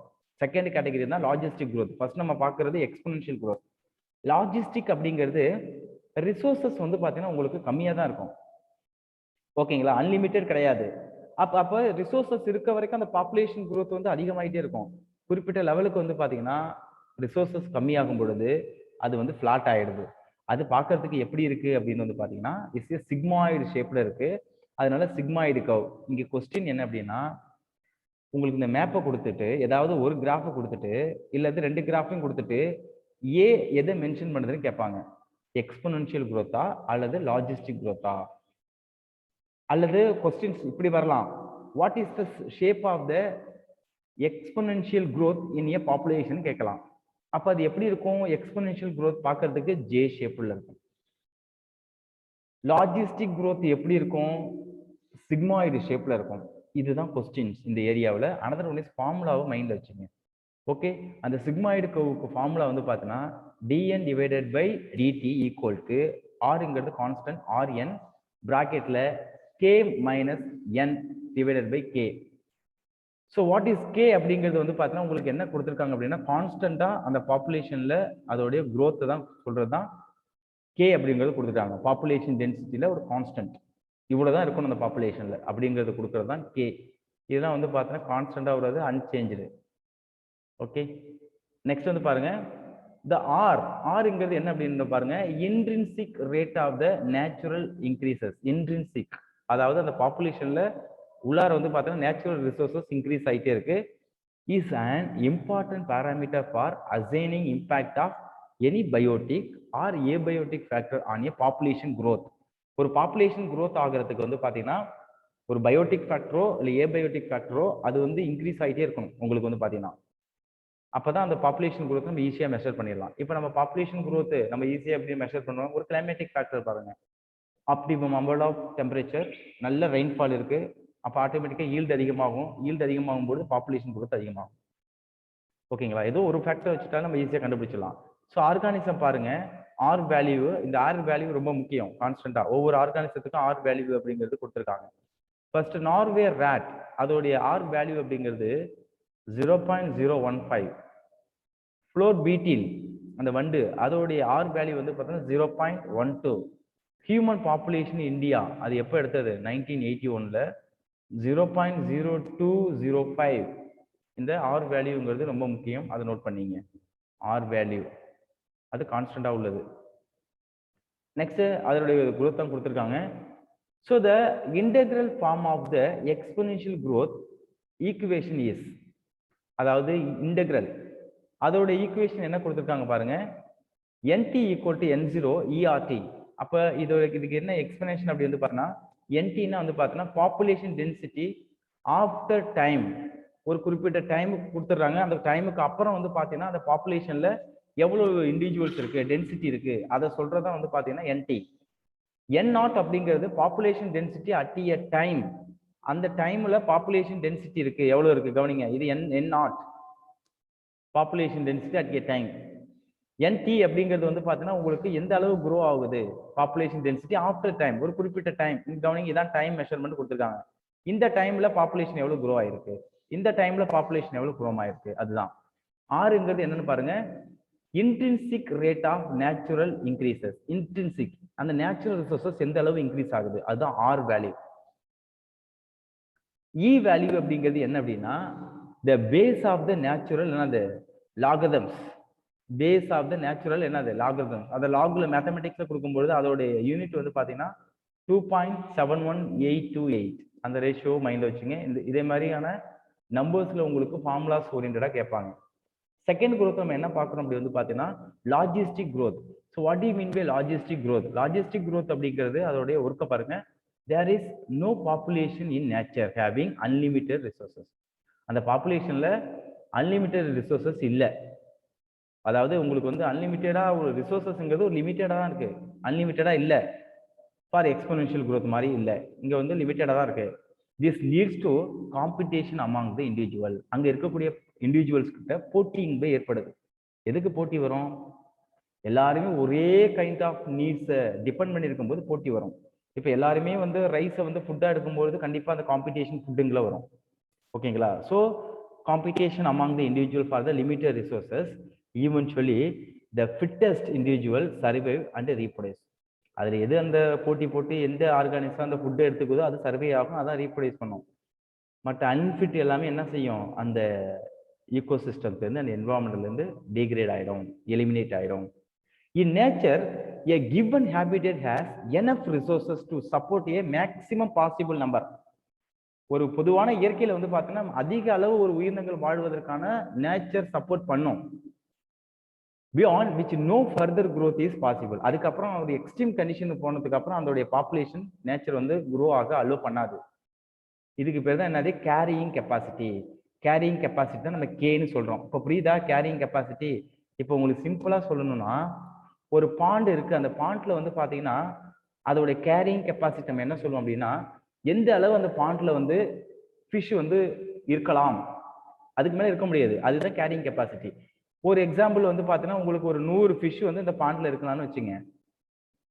அதுக்கு மேல ஃபிஷ் இருந்ததுன்னா கண்டிப்பா அது என்ன செய்யும் அப்படின்னா உங்களுக்கு வந்து அன்ஃபிட் வந்து பார்த்தா இறந்து போயிடும். இதுதான் கேரியிங் கெப்பாசிட்டி. அது வந்து கேரியிங் கெப்பாசிட்டிங்கிறது கான்ஸ்டன்டா இருக்கும், மாறாது. ஒரு பாப்புலேஷன்ல இவ்வளவுதான் இருக்கணும். அப்ப அந்த அந்த கேரியிங் கெப்பாசிட்டிக்கு மேல அதிகமாகும் பொழுது பாப்புலேஷன் உங்களுக்கு ஃபுட்ல வந்து ப்ராப்ளம் வருது, அங்க இருக்கக்கூடிய ஷெல்டர் அதுக்குடைய ஸ்பேஸ்ல உங்களுக்கு ப்ராப்ளம் வருது, அதனால அதுக்குள்ள அடிச்சுக்கிட்டு அதுவே இறந்து போயிடும். பாப்புலேஷன் growth அப்படிதான். இடத்துல வந்து பார்த்தீங்கன்னா ஒரு கேரியிங் கெப்பாசிட்டி அந்த ஹியூமனோட பாப்புலேஷன் அதுக்கு மேல அதிகமாகும் பொழுது நேச்சர்ல ஏதோ ஒரு விதத்துல வந்து பாப்புலேஷன் வந்து பார்த்தீங்கன்னா எலிமினேட் ஆகிட்டே இருக்கும். அது மேபி என்னது நேச்சுரல் கலாமிட்டிஸ், ஒரு டிசாஸ்டரா இருக்கலாம், அல்லது பேண்டமிக் டிசீஸா இருக்கலாம், வாட் எவர் இஸ் இட், எதா வேணாலும் இருக்கலாம். அப்ப இதுதான் வந்து பார்த்தீங்கன்னா ஒரு ஒரு என்னது ஒரு எவல்யூஷனிஸ்ட், ஒரு என்விரான்மெண்டலிஸ்டா நம்ம வந்து மெஷர் பண்ண முடியும். கேரியிங் கெப்பாசிட்டி மேல எங்க இருந்தாலும் சரி தான், பாப்புலேஷன் ரைஸ் ஆகும்பொழுது கண்டிப்பாங்கிறது ஒரு பிரச்சனை இப்படிங்க வரும்.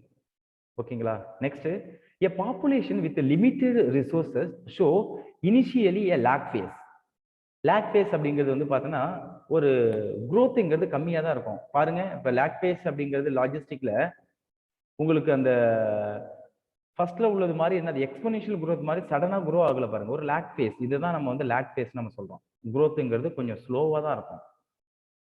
the phases of acceleration, அதுக்கப்புறம் என்ன செய்யுது, ஸ்டெப் வந்து அந்த பாப்புலேஷன் அதிகமாகுது. அதுக்கப்புறம் என்ன செய்யுது, டெக்ளரேஷன், அது வந்து குறைஞ்சிருது. அண்ட் ஃபைனலி என்னது அசிம்டோட் அப்படிங்கிறது நம்ம மெஷர் பண்ணவே முடியாது. This type of population growth is called என்னது, இதுக்கு பேர் என்ன கொடுக்குறாங்க அப்படின்னா, இந்த லாஜிஸ்டிக் இன்னொரு பேரு பெர்ட்ஹால்ஸ்ட் பெர்ல் லாஜிஸ்டிக் growth அப்படிங்கிறது கொடுக்குறாங்க. அந்த சயின்டிஸ்ட் கண்டுபிடிச்சதுனால ஒரு பேரே அதை வச்சிருக்காங்க. அனதர் நேம் வந்து ரொம்ப நோட் பண்ணிங்க, முக்கியமானது. நெக்ஸ்ட், லாஜிஸ்டிக் growthக்கான formula. So Verhulst Pearl logistic growth is described as, அது எப்படி சொல்றாங்க பாருங்க. ஏன்னா நம்ம ரெண்டு இதுக்கு வந்து பார்த்தோன்னா ஃபார்முலாஸ் அப்ளை பண்ணோம். ஒன்று exponential growth, another one is வந்து பார்த்தோன்னா லாஜிஸ்டிக் growth.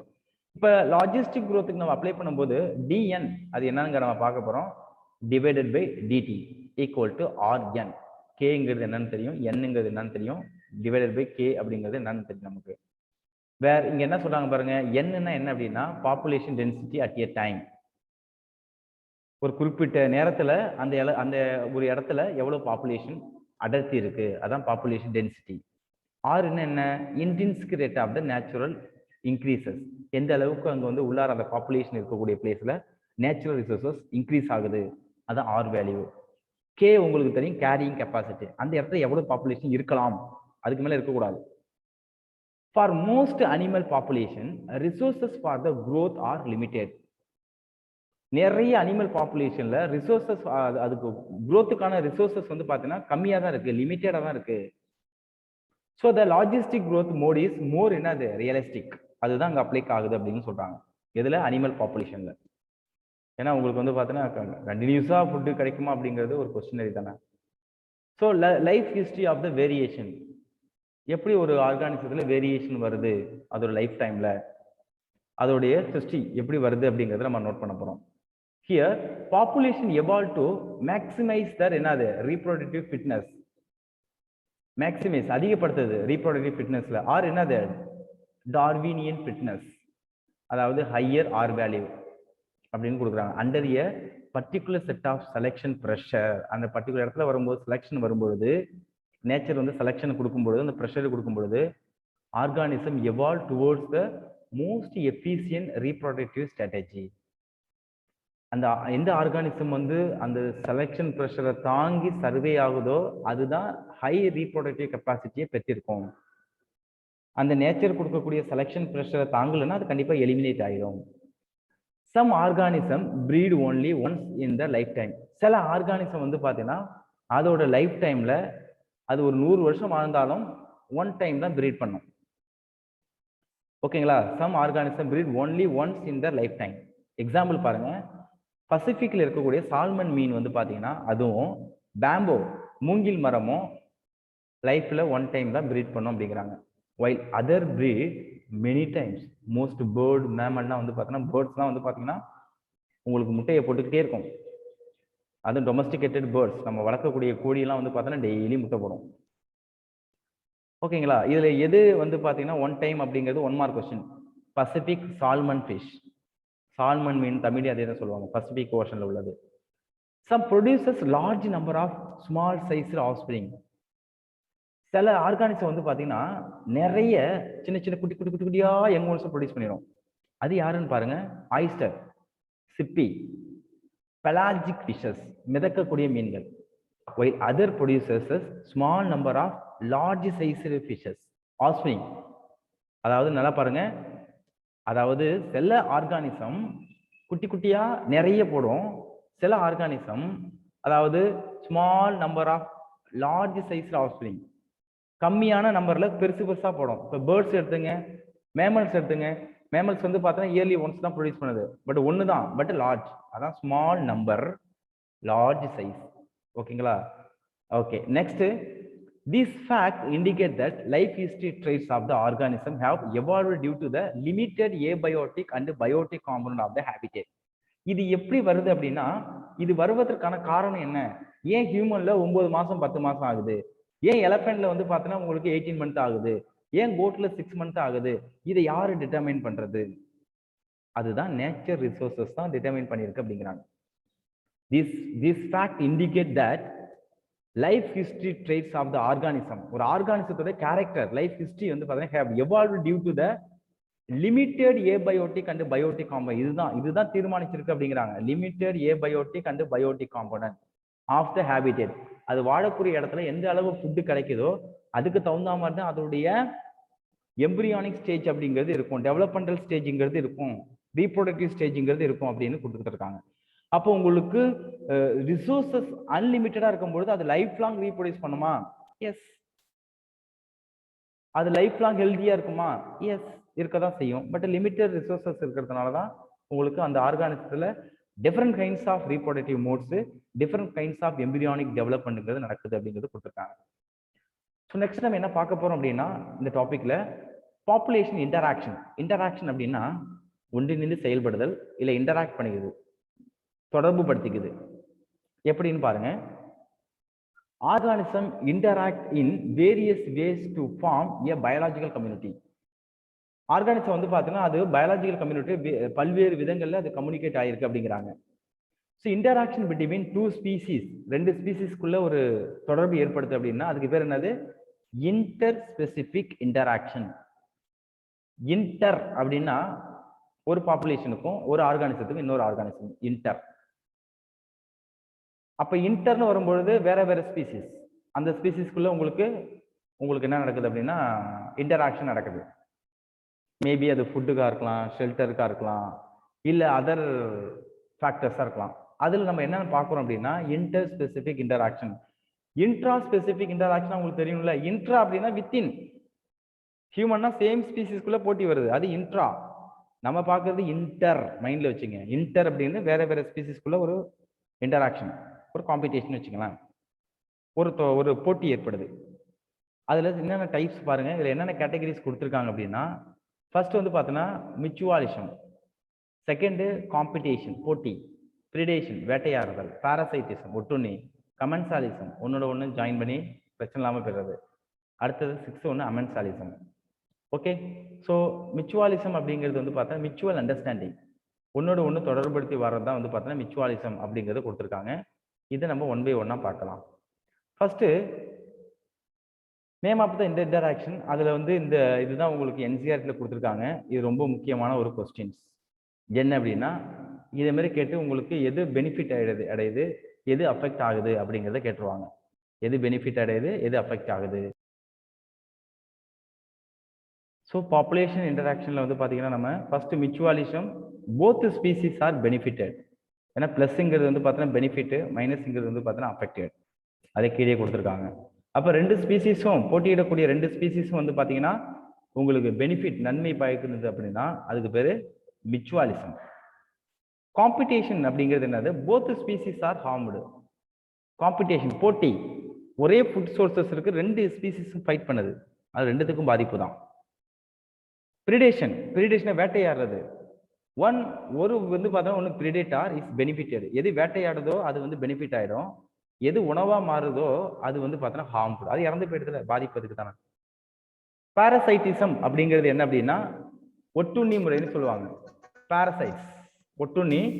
இதுல வந்து பாத்தீங்கன்னா ஒரு ஸ்பீசிஸ் வந்து என்ன செய்யுது அப்படின்னா பெனிஃபிட் ஆகுது. ஓகேங்களா?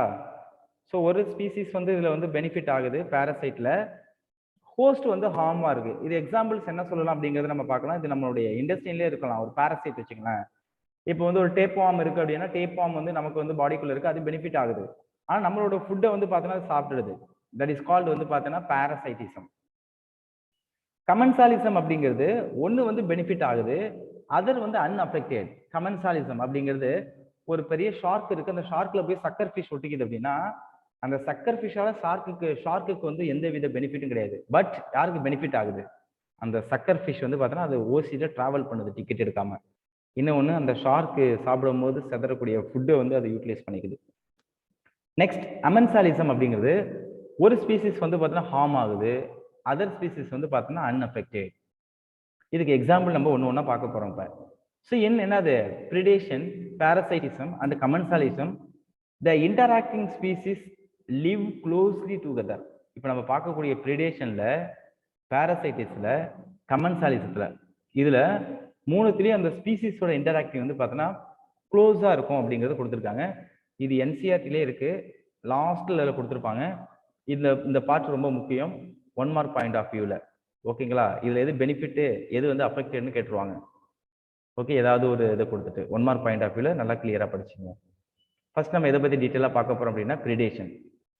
ஸோ பிரிடேஷன் அப்படிங்கிறது பாருங்க, in a broad ecological context all carnivores and herbivores are என்னது? பிரிடேட்டார்ஸ்.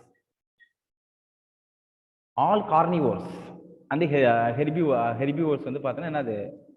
பிரிடேட்ஸ், ஆகிறத வேட்டையாடி சாப்பிடப்படுது. இப்போ ஹெர்பிவோர்ஸ் இருக்குன்னா அந்த ஹெர்பிவோர்ஸ் யார் வேட்டையாடுவா? கார்னிவோர். ஹெர்பிவோர்ஸை எது வந்து பிரிடேஷன் பண்ணுவாங்க அப்படின்னா ப்ரொடியூசரை பிரிடேஷன் பண்ணுவாங்க. நீங்கள் பிரிடேஷன் அப்படிங்கிறது நீங்கள் வந்து அந்த டிஸ்கவரி சேனல், நேஷனல் ஜியோகிராஃபி சேனல்லாம் அப்படியே வந்து பார்த்தீங்கன்னா டைகர் போய் ஒரு டீரை வந்து அடிச்சு சாப்பிடும். அதுதான் வந்து ப்ரிடேஷன். ப்ரிடேஷனுங்கிறது அப்படி கிடையாது. ஒரு ஹெர்பிவோர் அனிமல் அது வந்து பார்த்தோன்னா ஒரு பிளான்ட்டை போய் சாப்பிடுதுன்னா அது one of the type of predation. அதான் கொடுக்குறாங்க. ப்ரிடேஷன் அப்படிங்கிறது carnivores and herbivores are predators அப்படிங்கிறத கொடுத்துட்டாங்க. 1 மார்க்ல கேட்கும்போது நோட் பண்ணீங்க. நீங்க பிரிடேட்டாஸ்ங்கிறது ஹெர்பிவோர், லயன், டைகர் இல்லை ஆல் த எபோ அப்படின்னு கொடுத்துட்டாங்கன்னா ஆல் த எபோ தான் ஆன்சர். About 25% insect are என்னது phytophagous. Phytophagous plant சாப்பிடக்கூடியது. 25% insects. If a predator என்னது over exploits, predator வந்து பார்த்தா அளவுக்கு அதிகமா ஆகும் பொழுது its prey அது உணவா மாறிடுது. Then the prey might become extinct. அந்த prey வந்து பார்த்தா என்ன செஞ்சிடுது, அழிஞ்சு போயிடுது. It is a result in the extinction of the predator. அப்ப அந்த ப்ரே அழியும் பொழுது ஆட்டோமேட்டிக்கலாவே அந்த அந்த ஒரு ஆர்கானிசத்தை உணவா டிபெண்ட் பண்ணிருக்கிற பிரிடேட்டாரும் அழிஞ்சு போயிடுது. இப்ப நமக்கு வந்து பார்த்தா நம்ம எதை பிரிடேட் பண்றோம்னா ஒரு பிளான்ட்டை பிரிடேட் பண்றோம். இந்த பிளான்டோடைய ஸ்பீசிஸ் அழிஞ்சு போயிட்டு ஆட்டோமேட்டிக்கலா யாரும் அழிஞ்சு போயிடுவா, நம்மளும் அழிஞ்சு போயிடுவோம். ஸோ ப்ரே அழியும் போது அதை டிபெண்ட் பண்ணி இருக்கிற அந்த அனிமல்ஸும் ஆட்டோமேட்டிக்கலாவே இறந்துடும். So therefore predators in nature are என்னது prudent அப்படின்னு நம்ம சொல்லுவோம். which one is the prudent அப்படின்னா predators is a prudent அப்படின்ற மீனிங் தெரியணும் உங்களுக்கு. நெக்ஸ்ட் predationல importance of the predators. predators உடைய இம்பார்ட்டன்ஸ் என்ன அப்படிங்கிறத பார்க்கலாம். அதோட முக்கியத்துவம் என்ன? predators கண்ட்ரோல் என்னது prey population. predators எதை கண்ட்ரோல் பண்ணுது? preyவோட பாப்புலேஷன். அதாவது ஒரு ஸ்பீசிஸ் இருக்கு, அந்த ஸ்பீசிஸ் அதிகமாகாம கட்டுப்படுத்துறது யாரு அப்படின்னா predators தான். மைண்ட்ல வச்சுங்க. when certain exotic species are introduced into the geographical area. Exotic ஸ்பீசிஸ்னா நம்மளுடைய ஹேபிட்டட் இல்லாம அதர் கண்ட்ரில இருந்து கொண்டாந்து விடுறது தான் exotic species. they spread fast. அது என்ன செய்யுது? they spread பரவுது ஃபாஸ்டா due to the absence of this natural predator in the invaded land. அப்ப அந்த கொண்டாந்து விட்ட இடத்துல அதுக்கு predators இல்லை, அதனால அது என்ன செய்யுது? வேகமா பரவுது. எக்ஸாம்பிள் வந்து பாருங்களேன், the prickly pear cactus. cactusனா ஒரு கள்ளி செடி. இது அழகுக்காக கொண்டாந்து விட்டாங்க. இந்தியாவில் வந்து ஒரு அழகு செடியா கொண்டாந்து விட்டது. Introduce into the Australia. எங்க ஆஸ்திரேலியா இன்ட்ரோடியூஸ் பண்ணிருக்காங்க 1920s. Caused havoc. ஓகேங்களா, ஹாவோக் பை த ஸ்ப்ரெட்டிங் பயங்கரமா பரவுது. Later it was controlled by introducing a cactus feeding predator moth. Moth ஒன்று கொடுத்துருவாங்க பாருங்க, அந்து பூச்சி. அந்த அந்து பூச்சியை விட்டோன்னே அதுக்கு அந்து பூச்சிக்கான ஃபுட்டே வந்து பார்த்தீங்கன்னா அந்த பிரிக்கி பியர் கேக்டஸோடைய அந்த ஃப்ளவர் தான். அழகாக அதை சாப்பிட்டுட்டு பாப்புலேஷனில் கண்ட்ரோல் பண்ணிடுச்சு. ஓகேங்களா, அப்போ இந்த பிரிக்கி பியர் கேக்டஸ் வந்து பார்த்தோன்னா அது வந்து அந்த ஹேபிட்டட்ல இருக்கும்போது அதுக்கு வந்து ஒரு பிரிடேட்டாஸ்ங்கிறது இருக்கும், அதோட பாப்புலேஷன் கண்ட்ரோலில் இருந்திருக்கும். பட் நியூ ஹேபிடேட் அதில் கொண்டாந்து விடும்பொழுது அதோட பாப்புலேஷன் அதிகமாகுது, கண்ட்ரோல் பண்ண முடியல. அப்போ அதை கண்ட்ரோல் பண்ணுறதுக்கு ஒரு ஈக்கோலாஜிக்கல் மெத்தட் தான் அந்த கேக்டஸ் ஃபீடிங் பிரிடேட்டார் மாத். அதை யூஸ் பண்ணி அதை வந்து கண்ட்ரோல் வச்சுட்டாங்க. ஓகேங்களா, அதாவது இங்க ஒரு வார்த்தை ப்ரூடென்ட்னு சொல்றோம்ல, ப்ரூடென்ட் அந்த மீனிங் என்ன அப்படின்னா வார்த்தைக்கு பிரிடேட்டாஸ் வந்து எல்லா பிரேயும் வந்து அடிச்சு சாப்பிட்டுறாதுப்பா. ஏன்னா அதுக்கே தெரியும் அந்த பிரிடேட்டாஸோட பாப்புலேஷன் இருந்தாதான் ஃபுட்டுங்கிறது நம்மளுக்கு கண்டினியூஸா கிடைக்கும். அப்ப ப்ரூடென்ட் அப்படிங்கிறது அது வந்து பார்த்தீங்கன்னா ஒரு குறிப்பிட்ட அளவு வந்து அந்த ப்ரே வந்து விட்டு வைக்கும். எதுக்காக? அந்த ப்ரே இன்க்ரீஸ் ஆகி அதுக்கு வந்து கண்டினியூஸா ஃபுட்டு கிடைக்கணுங்கிறது. அதுதான் பிரிடேட்டாஸ் இஸ் எ ப்ரூடென்ட், புத்திசாலிகள்னு அர்த்தம். ஓகேங்களா, அடுத்தது இம்பார்ட்டன்ட் பிரிடேட்டாஸ் பாருங்க. Predators are used in the biological control method. Predators வந்து பார்த்தீங்கன்னா எதுக்கு யூஸ் பண்றது? பயாலஜிக்கல் கண்ட்ரோல், அதோட பாப்புலேஷன் கண்ட்ரோல் இருக்கு. So predator maintain species diversity in a community by reducing the competition among the prey species. ஒரு prey ஸ்பீசிஸ்க்குள்ள காம்படிஷன்ல control பண்றது யாரு அப்படின்னா இந்த பிரிடேட்டாஸ் அப்படிங்கறத கொடுத்துருக்காங்க. ஓகேங்களா, எக்ஸாம்பிள் வந்து பாருங்க, பிரிடேட்டாஸ் ஆஃப் த என்னது ஸ்டார் ஃபிஷ்.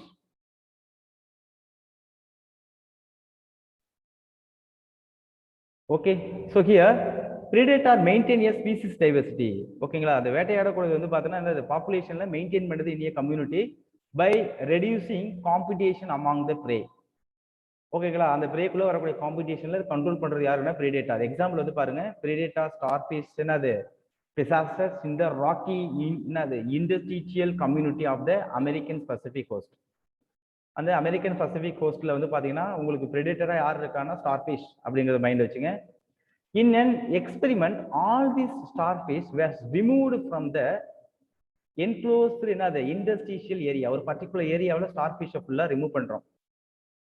என்ன ஆகும்? It caused extinction of over 10 invertebrate species within a year due to interspecific competition.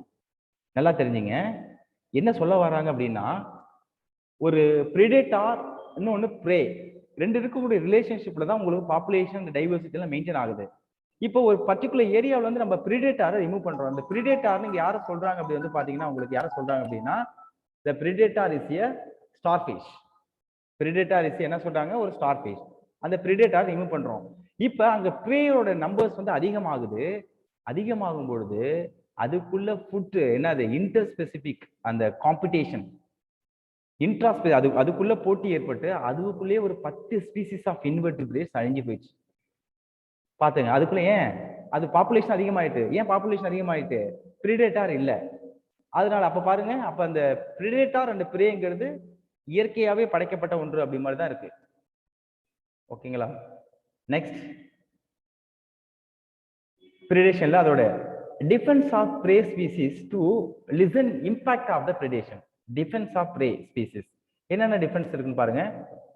ஒண்ணு வந்து பார்த்தோன்னா கோமோஃபிளாக். கோமோஃபிளாக் அப்படின்னா கிரிப்டின் என்னது coloration, cryptic coloration. Some of the insect and frog, some of the poisonous, some are poisonous. அதாவது அந்த வேட்டையாடக்கூடியது வந்து பார்த்தோன்னா அது தப்பிக்கிறதுக்கு டிஃபென்ஸா பயன்படுத்துது.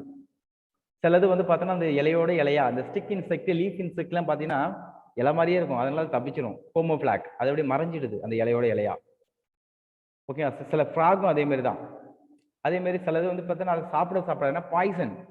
சில பிளான்ட் வந்து பார்த்தீங்கன்னா சில ஹெர்பிவோர் அனிமல் வந்து அந்த பிளான்ட்டை சாப்பிடாது. ஏன்னா இந்த ஃபார் எக்ஸாம்பிள் சொல்றோம் பாருங்க, நம்ம இந்த இதெல்லாம் இருக்குல்ல, இந்த டொபாக்கோ, இந்த டீ, அதுக்கப்புறம் வந்து பார்த்தீங்கன்னா உங்களுக்கு இந்த ட்ரக் ஓரியன்டா உள்ள இந்த பிளான்ட்ஸ்லாம் இருக்குல்ல, அதெல்லாம் வந்து பார்த்தீங்கன்னா இந்த அனிமல்ஸ் போய் யூட்டிலைஸ் பண்ணி, ஏன்னா அது சாப்பிட்டதுன்னா அதுக்கு மயக்கம் தான் வரும், அதனால அது டிஸ்டர்ப் பண்ணாது.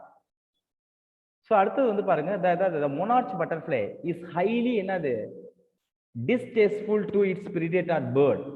டிஸ்டேஸ்ட்ஃபுல் அப்படின்னா அந்த பேர்ட்ஸ் அதை டச்மே பண்ணாது, அந்த பிடிக்காத ஒரு இது டேஸ்ட் வந்து அந்த பட்டர்ஃப்ளைல கிடைக்கும். அந்த மொனார்க் பட்டர்ஃப்ளை யாராவது பிரிடேட்டர்ஸ் போய் சாப்பிடுவாங்களா? It is due to the special chemical in its body. அது ஏன் டிஸ்டேஸ்ட்ஃபுல் அப்படின்னா சில ஸ்பெஷல் கெமிக்கல்ஸ் வந்து அது அடாப்டேஷன் பண்ணிருக்கு.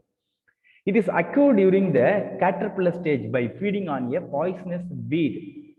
அதுக்கு அந்த பாய்சனஸ் எப்படி வருது அப்படின்னா, அது கேட்டர்பில்லர் புழு போல இருக்கும் பொழுது சில பாய்சனஸ் என்னது அந்த வீட்ஸை வந்து சாப்பிட்டுருது.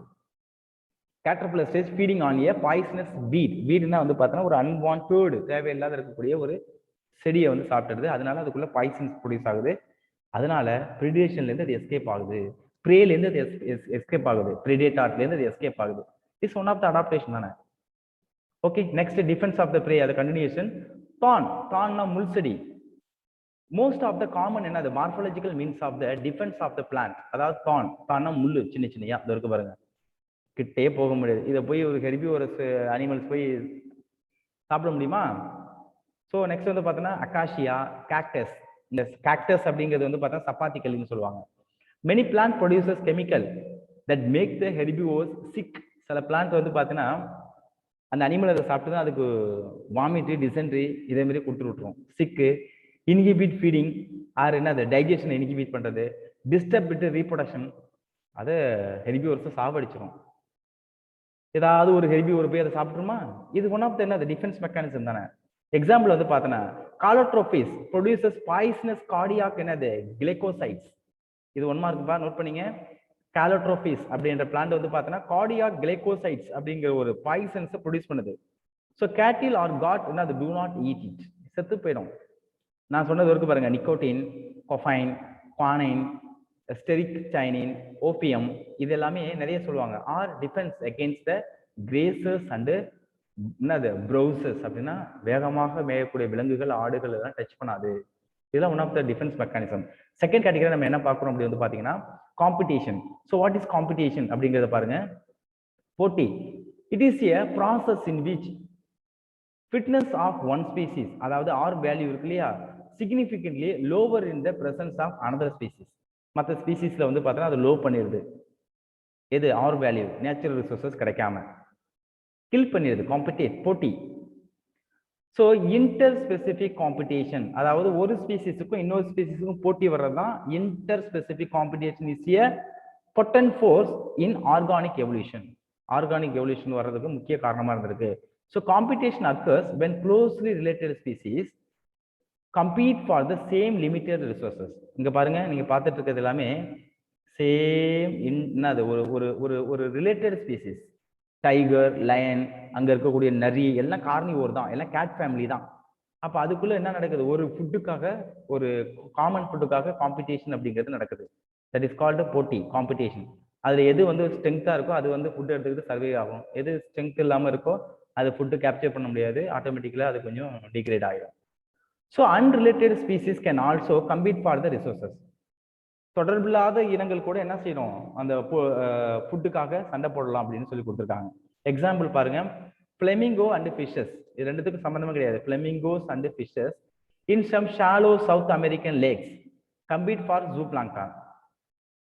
அங்க உள்ள ஃபிஷ்ஷும் அந்த பிளாங்கானை சாப்பிடுது, ஃபிளமிங்கோஸ் பேர்டும் அங்க உள்ள பேர்டும் அந்த பிளாங்கானை சாப்பிடுது. ரெண்டுமே தொடர்பட்டது. அதுக்குள்ள போட்டி வருது பாருங்க. என்ன போட்டி? ரெண்டுமே எதை சாப்பிடுது? பிளாங்கான்ஸ். But unrelated species. அதான் எக்ஸாம்பிள், ஃபிளமிங்கோஸுக்கும் ஃபிஷஸும். ஸோ காம்படிஷன் அக்கர்ஸ் இந்த அபண்டன்ட் ரிசோர்சஸ் ஆல்சோ. காம்படிஷன் வந்து அக்கர்ஸ் ஆகுது. அபண்டன்ட் ரிசோர்ஸ்னா நிறைய ரிசோர்சஸ்க்கு. எக்ஸாம்பிள் வந்து பாருங்க, இன்டர்ஃபரன்ஸ் காம்படிஷன். இன்டர்ஃபரன்ஸ் அப்படிங்கிறது ஒரு ஸ்பீசிஸுக்கும் இன்னொரு ஸ்பீசிஸுக்கும் interference. The feeding efficiency of one species is reduced due to the presence of other species. Feeding efficiency, சாப்பிடக்கூடிய தன்மையை வந்து பார்த்தோன்னா இன்னொரு ஸ்பீசிஸ் வந்து அதை வந்து குறைச்சிடுது. Even if resources are abundant. உங்களுக்கு ரிசோர்சஸ் அதிகமாக இருந்தாலும் அது எடுத்துக்கூடிய மெக்கானிசத்தில் அது ஃபீடிங் எஃபிஷியன்சி வந்து பார்த்தோன்னா ரெடியூஸ் ஆகிடுது. ஓகேங்களா? அதர் ஸ்பீசிஸால. எக்ஸாம்பிள்ஸ் நிறைய கொடுத்துருக்காங்க. உங்களுக்கு என்னதான் வாட்டர் ரிசோர்சஸ் அதிகமாக இருந்தாலும் உங்களுக்கு வந்து வாட்டரை வந்து பார்த்தீங்கன்னா சில ஆர்கானிசம்ஸ் வந்து பார்த்தீங்கன்னா ஃபுல்லாகவே அதை யூட்டிலைஸ் பண்ண முடியாது. Okay, evidences for competition. காம்படிஷன்ஸ்க்கான என்னென்ன எக்ஸாம்பிள்ஸ் கொடுத்துருக்காங்க அப்படிங்கிறத பாருங்க. அபிங்டான் என்ன, அது டாட்டாய்ஸ். அபிங்டாங் டாட்டாய்ஸ் வருது பாருங்க. அபிங்டாங் டாட்டாய்ஸ் இன் காலபாகஸ் ஐலாண்ட்ல இருக்கு. பிகேம் எக்ஸ்டிங்க்ட், அழிய போகுது. Within a decade after goat were என்னது இன்ட்ரோடியூஸ்ட் ஆன் த லேண்ட். இப்பயும் வந்து பார்த்தீங்கன்னா ஒரு அழியக்கூடிய தருவாயிலே தான் இருக்கு. Due to the greater browsing efficiency of the goat. இந்த ஆடு போய் என்ன செஞ்சது அப்படின்னா, இந்த ஆமையும் வந்து ஹெர்பிவோர் தானே. இது இந்த புல்லை போயிட்டு, இது ஆமையோடைய ஸ்பீட் நமக்கு தெரியும். ஸ்லோ ப்ராசஸ் அழகாக போய் ஒரு செடியை மேய காட்டியும் ஆடு வந்து என்ன செய்யும், வேகமாக போயிட்டு அந்த புல்லெல்லாம் சாப்பிட்ரும். அப்போ அந்த ஆமைக்கெல்லாம் புல்லுங்கிறது கிடைக்காம என்ன செய்யுது, அழியக்கூடிய நிலைமையில போயிடுது. எங்க அப்படின்னா என்ன, அது பேர் என்னது, Abingdon tortoise Galapagos island. Due to the அந்த கோட், அந்த ஆடு வந்து அதிகமாக சாப்பிட்றதுனால. நெக்ஸ்ட் எவிடன்ஸ் பாருங்க. Competitive release. It is the expansion of the distributional range. Expansion அப்படின்னா பரவுறது, டிஸ்ட்ரிபியூஷன் அதிக அளவில் பரவி காணப்படுது ஒரு species. when competing species is removed. அப்போ ஸ்பீசிஸ் அதிகமாக இருக்கும்போது அதில் வந்து போட்டி இருக்கிறது வந்து பார்த்தா கண்டிப்பாக அது எலிமினேட் பண்ணப்படுது. ஏன்னா ஸ்பீசிஸ் அதிக அளவில் பரவி இருக்கு ஒரு ஸ்பீசிஸ். அதான் காம்படிட்டிவ் ரிலீஸ். ஸோ நெக்ஸ்ட் வந்து பார்த்தோன்னா கார்னல் ஃபிக்ஸ்டு எக்ஸ்பெரிமெண்ட். ஒரு கார்னல் ஃபிக்ஸ்டு எக்ஸ்பெரிமெண்ட் இருக்கு. அந்த ராக்கி சி ஹோஸ்ட் ஆஃப் என்னது ஸ்காட்லாண்ட்ல பண்றாங்க. தேர் ஆர் 2 பெர்னாக்கிள் ஸ்பீசிஸ் வந்து பார்த்தீங்கன்னா, ஒன்று வந்து பார்த்தீங்கன்னா பலானஸ், அதாவது லார்ஜரா இருக்கு, கம்ப்ளீட்லி என்னது சுப்பீரியர் பலானஸ். இன்னொன்று வந்து பார்த்தீங்கன்னா இக்டாமாலஸ், அது வந்து ஸ்மாலரா இருக்கு. அது என்ன செய்யுது, Balanus dominates internal area and exclude the என்னது உங்களுக்கு எது இது பண்ணது வந்து பார்த்தோன்னா தலாமஸை உங்களுக்கு வந்து பார்த்தா என்ன செய்யுது, ரிமூவ் பண்ணுது. ஏன்னா அதான் டாமினன்ஸ். இதுதான் வந்து பார்த்தோன்னா கேனல்ஸ் ஃபீல்டு எக்ஸ்பெரிமெண்ட்ஸ். உங்களுக்கு கொஞ்சம் கொஞ்சமாக உங்களுக்கு எலிமினேட். அப்போ பலானஸ்ங்கிறது டாமினன்ட் ஆகும், தலாமஸ்ங்கிறது ஒரு ரெசிஸ்டிவ் கேட்டகரி உங்களுக்கு எலிமினேட் பண்ணப்படுது. when Connell experimentally removed Balanus. Connell என்ன பண்றாரு, எக்ஸ்பெரிமெண்டலி எதை ரிமூவ் பண்றாரு, பலானஸை ரிமூவ் பண்றாரு. அப்ப தலாமஸ் காலனைஸ்டு த இன்டர்டைடல் ஜோன். அப்ப அதை நம்ம வந்து எக்ஸ்பெரிமெண்டலா ரிமூவ் பண்றோம் அந்த பலானஸை. அப்ப யார் வரா, தலாமஸ் ஸ்பீசிஸ் வந்து பார்த்தீங்கன்னா உங்களுக்கு ஃபுல்லா பரவுது அப்படின்னு சொல்லி கொடுத்துருக்காங்க. ஸோ எது டாமினேட் பண்றது, எது ரெசிஸ்டிவ் பண்ணுது அப்படிங்கிறது நமக்கு தெரியணும்.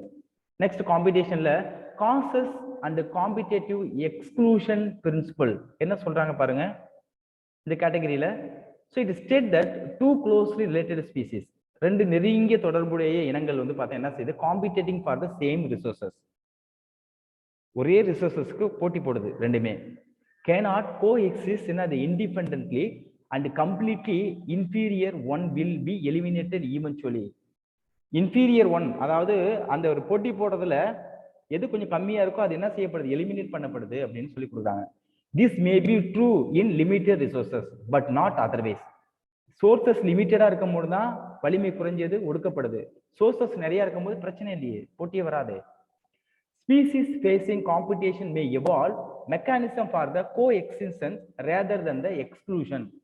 So example வந்து பார்த்தோன்னா ரிசோர்சஸ் என்னது, பார்ட்டி ஷைனிங் அப்படிங்கிறது கொடுத்துருக்காங்க. இதுல பாருங்க, இங்க இந்த பிளான்ட்டை பார்த்தாலே தெரியும், ஏ ஸ்மாலர் எல்லோ வந்து ஸ்மாலா இருக்கு. Bird species forages across the என்னது ஓல்ட் ட்ரீ, அந்த ட்ரீ ஃபுல்லாவே வந்து பார்த்தீங்கன்னா உங்களுக்கு யார் இருக்கா, எல்லோ கலர் பேர்டு இருக்கு. செகண்ட் பாருங்க, a larger red species இருக்கு, species competes for the resources, போட்டிக்கு ரெட் கலர் இது வந்துருது, ஆனா பெரிய சைஸ் இருக்கு. இப்போ என்ன ஆகும், ரெட் டாமினன்ட் ஆகாது இந்த என்னது middle for the more abundant resources. எந்த இடத்துல abundant ரிசோர்சஸ் இருக்கோ அந்த இடத்துல வந்து பார்த்தீங்கன்னா உங்களுக்கு யார் அதிகமாகா, ரெட் வந்து அதிகமாயிடுது. அப்ப எல்லோ வந்து உங்களுக்கு ஒடுக்கப்படுது. Yellow adapt to the new niche, வேற இடத்துக்கு போயிடுது, பிளான்ட்டோட டாப் மோஸ்ட்டுக்கும் எங்க அந்த ஃபுட் ரிசோர்சஸ்லயே அங்கங்க போயிடுது எல்லோ. ஸோ நியூ நிச் அவாய்டிங் என்னது காம்படிஷன். இப்படி என்ன செய்யப்படுது அப்படின்னா ஒடுக்கப்படுது காம்படிஷன். இதுக்கே நம்ம தொல்லை, சின்னது இருக்கிறத நம்ம சாப்பிட்டுட்டு போயிடலாம், பெரிய பேர் நம்மளை வந்து கொத்திடும் அப்படிங்கிற சொல்லிட்டு அதை நிச்சயம் அதோட ஹேபிடேட் அதோட இதே மாத்துது அப்படின்னு கொடுத்துருக்காங்க. நெக்ஸ்ட் ரிசோர்சஸ் பார்ட்டிசிபேட்டிங் கொடுத்துருக்கோம் நம்ம வந்து பார்த்தோன்னா Gause competition exclusion principle, Gause law என்ன சொல்றாங்க பாருங்க. ஸோ இந்த டிவிஷன் ஆஃப் லிமிட்டட் ரிசோர்சஸ், குறைந்த அளவு தான் நேச்சுரல் ரிசோர்சஸ் ஃபுட்டு கிடைக்குது by the species to avoid competition. ஓகேங்களா, அப்ப என்ன செய்யுது, காம்படிஷன்ல என்ன செய்யுது, அது வந்து பிரிச்சுக்குது. ஏன்னா உங்களுக்கு வந்து நேச்சுரல் ரிசோர்சஸ் லிமிட்டடா இருக்கு, அதுக்குள்ள பிரிச்சுக்குது. For this they choose different feeding time, அது சாப்பிடக்கூடிய டைம் வந்து மாத்திக்குது. ஆர் டிஃபரெண்ட் என்னது ஃபோரஞ்சிங் பேட்டர்ன், அது வேட்டையாடக்கூடியது, அது சாப்பிடக்கூடியது, அது எல்லாமே வந்து மெக்கானிசம் மாறுது. ஓகேங்களா, எக்ஸாம்பிள் வந்து பாருங்க, MacArthur showed that 5 closely related species of the Berberis living on a tree would avoid competition and coexist due to the behavioral differences in their foraging activity. அது வாழக்கூடிய முறையில் வந்து பார்த்தீங்கன்னா உங்களுக்கு ஒரே ரிசோர்சஸ் தான், ஒரே ஃபுட்டை தான் எடுக்குது, டிஃப்ரெண்ட் பேட்டர்ன்ல எடுக்கிறதுனால அதுக்குள்ள காம்படிஷன் அவாய்ட் ஆகப்படுது, எந்த வித பிரச்சனையும் கிடையாது. ரிசோர்சஸும் அது பாட்டே அந்த டிஃப்ரெண்ட் டைம்ல எடுக்கிறதுனால அது வந்து க்ரோ ஆகிக்குது. ஓகேங்களா, ஆனால் சேம் ஸ்பீசிஸ் அப்படிங்கிறத கண்டுபிடிச்சிருக்காங்க. Cos competition. தேர்ட் கேட்டகரி நம்ம என்ன பார்க்குறோம் அப்படின்னு வந்து பார்த்தீங்கன்னா parasitism. So what is mean by parasite? Parasite அப்படின்னாலே தெரியும் நமக்கு, ஒட்டுண்ணி. ஓகேங்களா, மெனி பாரசைட் என்னது ஆர் ஹோஸ்ட் ஸ்பெசிபிக். எல்லா பாரசைட்டும் எல்லா ஹோஸ்ட்லையும் போகாது, ஸ்பெசிஃபிக்கா அதுக்கு எந்த ஆர்கானிசம் அடாப்ட் ஆயிருக்கோ அதுக்கு தான் போகும். They can parasites only a single host species. சில பாரசைட் ஒரே ஒரு ஹோஸ்ட் மட்டும் தான் இருக்கும், சில பாரசைட்டுக்கு 2 ஹோஸ்ட் இருக்கும். இப்போ மலேரியல் பாரசைட், ஓகேங்களா, பிளாஸ்மோடியம் இருக்கு இல்லையா, அந்த பிளாஸ்மோடியம் வந்து பார்த்தீங்கன்னா 2 டைஜெனிக். இப்போ டேப்வார்ம் அதுக்கு வந்து பார்த்தீங்கன்னா உங்களுக்கு வந்து பார்த்தீங்கன்னா டைஜெனிக். எலஃபண்டாயாசிஸ் டிசீஸ் இருக்குல்ல, அதுக்கு வந்து மோனோஜெனிக், நம்மள்ட்ட மட்டும் தான் இருக்கும். தே டெண்ட் டு கோஎவால்வ் அதோட சேர்ந்து வளருது. So if the host evolves special mechanism against the parasite, பாரசைட்டுக்கு எகெயின்ஸ்டா ஒரு மெக்கானிசம் ஒரு ஹோஸ்ட்டை உருவாகுது அப்படின்னா the parasite always evolves mechanism to counteract them to remain within the same host. நீ என்ன ஒரு மெக்கானிசம் கொடுத்தாலும் அந்த மெக்கானிசத்துக்கு எகெயின்ஸ்டா அது என்ன செய்யும், அது ஒரு மெக்கானிசத்தை எடுக்கும், அப்ப அது அங்கேயே தான் இருக்கும் அப்படிங்கிறத கொடுத்துருக்காங்க. So parasite wasps larvae emerged from a caterpillar. Tomato hornworm, அங்க பாருங்க கேட்டர்பில்லர்ல எவ்வளவு வந்து இது பண்ணுது சொல்லிட்டு. அதே மாதிரி நம்ம தலையில இருக்கக்கூடிய பேனு, நீங்க என்ன மெக்கானிசம் எடுத்தாலும் அது ஒரு மெக்கானிசம் எடுத்துட்டு அது வந்து வந்துட்டே தான் இருக்கும். அதே போய் அனதர் ஆர்கானிசம் பாரசைட் அப்படிங்கிறது ஏதாவது ஒரு ஸ்டெப்ஸ்ல வந்து அதோட ஸ்பீசிஸ் இன்க்ரீஸ் பண்ண தான் பார்க்கணும். So adaptation of the parasite, ஒவ்வொரு பாரசைட்டுக்கும் என்னென்ன தகவமைப்பு இருக்கு அப்படிங்கிறத கொடுத்துருக்காங்க. So loss of sense organ, அது சென்ஸ் ஆர்கன் அப்படிங்கிறது கிடையாது, பிரசன்ஸ் ஆஃப் என்னது அதர்சிவ் ஆர்கன், ஒட்டக்கூடிய ஆர்கன்ஸ், சக் பண்றது, ஹூக் பண்றது, கொக்கியை போட்டு suckers to cling on the host. இப்போ நம்ம பாடியில டேப் ஃபார்ம் இருக்குன்னா நம்மளுக்கு எவ்வளவு இண்டஸ்ட்ரியல் என்சைம் இருக்கு, நம்ம பாடியில வந்து பார்த்தீங்கன்னா எவ்வளவு பிஹெச்சோட அளவு வந்து இதா இருக்கு, 1.5 தானே ஸ்டொமக்ல, அங்கெல்லாம் சர்வே ஆகணும்ல. அப்ப அது மேல கியூட்டிக்கல் இருக்கு, அது வந்து டைஜஸ்டிவ் ட்ராக்ல அடிச்சுட்டு போயிடக்கூடாது, ஹூக்ஸ் வச்சு இன்டெஸ்டைன்ல பிடிச்சிக்கும். ஸோ இதெல்லாம் ஒரு அடாப்டேஷன்ஸ். லாஸ் ஆஃப் என்னது டைஜஸ்டிவ் சிஸ்டம். எதுக்கு டைஜஸ்டிவ் சிஸ்டம்? நம்ம ஃபுட்டு டைஜஸ்ட் ஆக போகுது, அப்படியே சிம்பிள் ஃபார்ம்ல போகுது, அப்படியே உங்களுக்கு வந்து பார்த்தீங்கன்னா என்னது சிம்பிள் டிஃபியூஷன் மூலயமா அந்த ஃபுட் எடுத்துக்கும். டைஜஸ்டிவ் ஆர்கன் தேவையில்லை, எக்ஸ்கிரிட்டிவ் ஆர்கன் தேவையில்லை, just you take the energy straightly. High reproductive capacity, நல்ல பெருக்கக்கூடிய இருக்கு. ஃபார் எக்ஸாம்பிள் வந்து பாருங்க, இதுல ஹிருடினேரியா அதாவது பிளட் லீச் அப்படிங்கிறது நம்ம பாடியில வந்து அட்டாச் பண்ணும்போது அது என்ன செய்யும் அப்படின்னா, அது மவுத் பார்ட்ஸ் இருக்கக்கூடிய பார்ட்ஸ் வந்து என்ன செய்யும், கட் பண்ணும். கட் பண்ணிட்டு அது என்ன செய்யும் அப்படி வந்து பாத்தீங்கன்னா, அது கட் பண்றது முன்னாடி நமக்கு வந்து ஒரு மரப்பரப்பு தன்மையை ஏற்படுத்தும். ஓகேங்களா? மரமரப்பு தன்மைனா நம்ம அதை கட் பண்றது இன்சிஷன் நம்ம பாடியில தெரியாத அளவு ஒரு பிளவை ஏற்படுத்துது. அதுக்கப்புறம் அது என்ன செய்யுது, ஹிருடின் என்ற ஒரு காம்பவுண்ட் பாடிக்குள்ள அலோவ் பண்ணுது. ஹிருடின் வந்து பிளட் வந்து கிளாட் பண்ணாது, இப்போ பிளட் கண்டினியூஸா வந்துட்டே இருக்கும், நமக்கு அந்த இடத்துல என்ன சென்சேஷனே தெரியாது. இதெல்லாம் அது ஒரு அடாப்டேஷன். அப்ப பிளட் ஃபுல்லா அது குடிச்சதுக்கு அப்புறம் அது விடும்பொழுது தான் நமக்கு தெரியும் ஏதோ கடிச்சிருக்கு அப்படிங்கிறது. அது நல்லா குடிச்சுக்கிட்டு பிளட்டை அது ரிலாக்ஸ் ஆகிட்டு போயிடும். ஸோ இதெல்லாம் ஒரு அடாப்டேஷன் தானே. இதே மாதிரி அடாப்டேஷன்லாம் இந்த பாராசைட் வந்து பெற்றிருக்கு அப்படின்னு சொல்லி கொடுத்துருக்காங்க. ஓகே, அடுத்த கேட்டகரி வந்து பாருங்க, life cycle of the parasite are often என்னது காம்ப்ளெக்ஸ். காம்ப்ளெக்ஸ்னா human liver fluke, malarial parasite, இதெல்லாம் டிஃப்ரெண்டா இருக்கும் அப்படிங்கிறத கொடுத்துருக்காங்க. முடிச்சு வரேன். இதோ லைஃப் சைக்கிள் ஆஃப் த என்னது பாராசைட் ஆர் ஆஃபன் என்னது காம்ப்ளெக்ஸ். ஃபார் எக்ஸாம்பிள் வந்து பாருங்க, லைஃப் சைக்கிள் இப்போ ஹியூமன் லிவர் ஃப்ளூ, கல்லீரல் புழு இருக்குல்ல, இதோ லைஃப் சைக்கிள் வந்து பார்த்தா depends on 2 intermediate host. 2 host தேவை, ஒன்று நத்தை ஸ்னெயிலி, இன்னொன்று வந்து பார்த்தீங்கன்னா fish and fish to complete it's life cycle. Life cycle complete ஆகிறதுக்கு 2 இது தேவை. அதே போல மலேரியல் பாராசைட் நான் சொன்ன மாதிரி தான், need mosquito to spread to the another host. ஓகேங்களா? மஸ்கிட்டோஸ்னா உங்களுக்கு தெரியும், கொசு. கொசு வந்து இன்னொரு ஸ்பீசிஸ் நமக்கு வந்து டிசீஸை காஸ் பண்ணிட்டு போயிடுது. So parasite harm the host. Parasite என்ன செய்யுது, உள்ள வந்து எங்க அது போகுது அதான் ஹோஸ்ட், அங்கே போய் டிசீஸை காஸ் பண்ணுது. தே ரெடியூஸ் த என்னது சர்வைவல். நமக்கு வந்து ஃபார் பிளாஸ்மோடியத்தில் பிளாஸ்மோடியா ஃபால்சிபாரம்னு ஒன்று இருக்குது, 4th டைப். அது ரொம்ப டேஞ்சரஸ். அது வந்து பிரெயினில் போயிட்டு கிளாட் ஏற்படுத்தி நம்மளுக்கு இறப்பை ஏற்படுத்தக்கூடிய டெத்தை காஸ் பண்ணிடும். So they reduce the survival and reduce the population density. ஏன்னா நிறைய பேர் இறந்து போயிடுவாங்க. growth and reproduction of the host எல்லாத்தையும் வந்து அது வந்து எலிமினேட் பண்ணிடுது. they may make the host என்னது physically weak. டிசீஸ் வந்து எப்படி இருப்பாங்க, ஃபிட்டாடே WWE போற மாதிரி தான் இருப்பாங்க. நோ, அப்படி நோஞ்சான் மாதிரி இருக்க வேண்டியதான். And more vulnerable to the என்னது பிரெடேஷன்ஸ். ஸோ நமக்கு பிரெடேஷன் கிடையாது.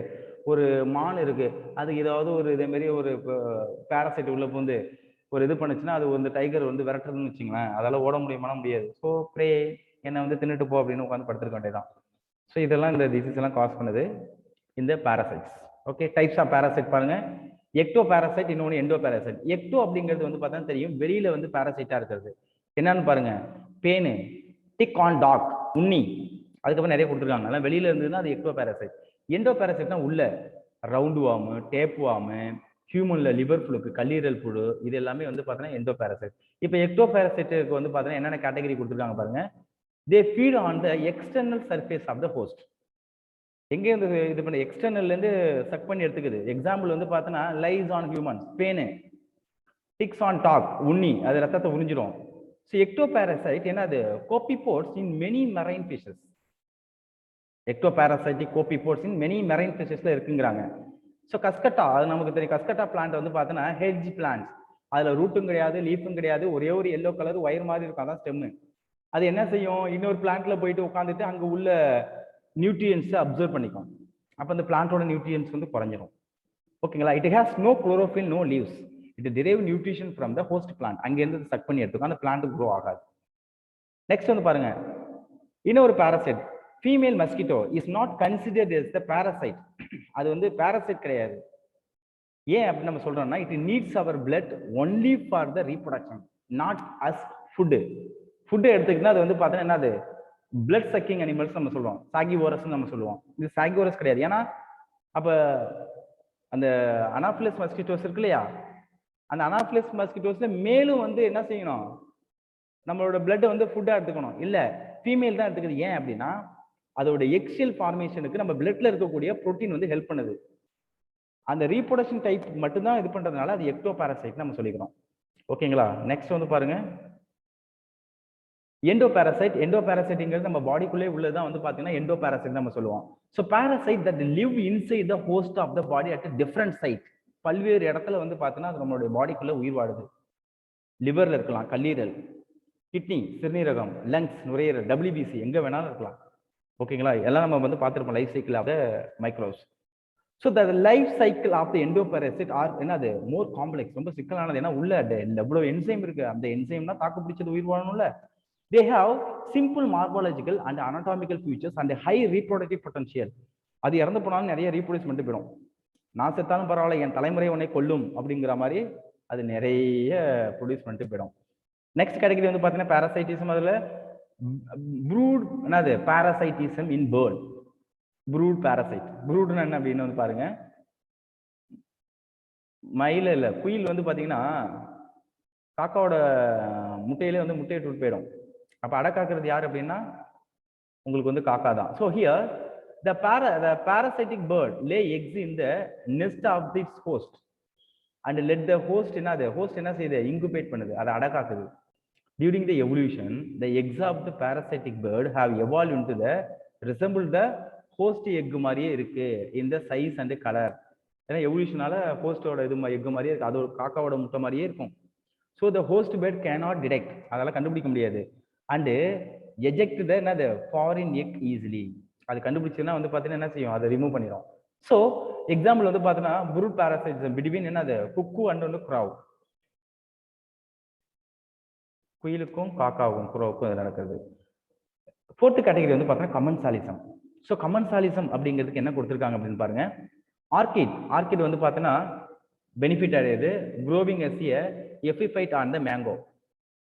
மேங்கோ ட்ரீ மேலே வந்து பார்த்தீங்கன்னா அது க்ரோ ஆகுது.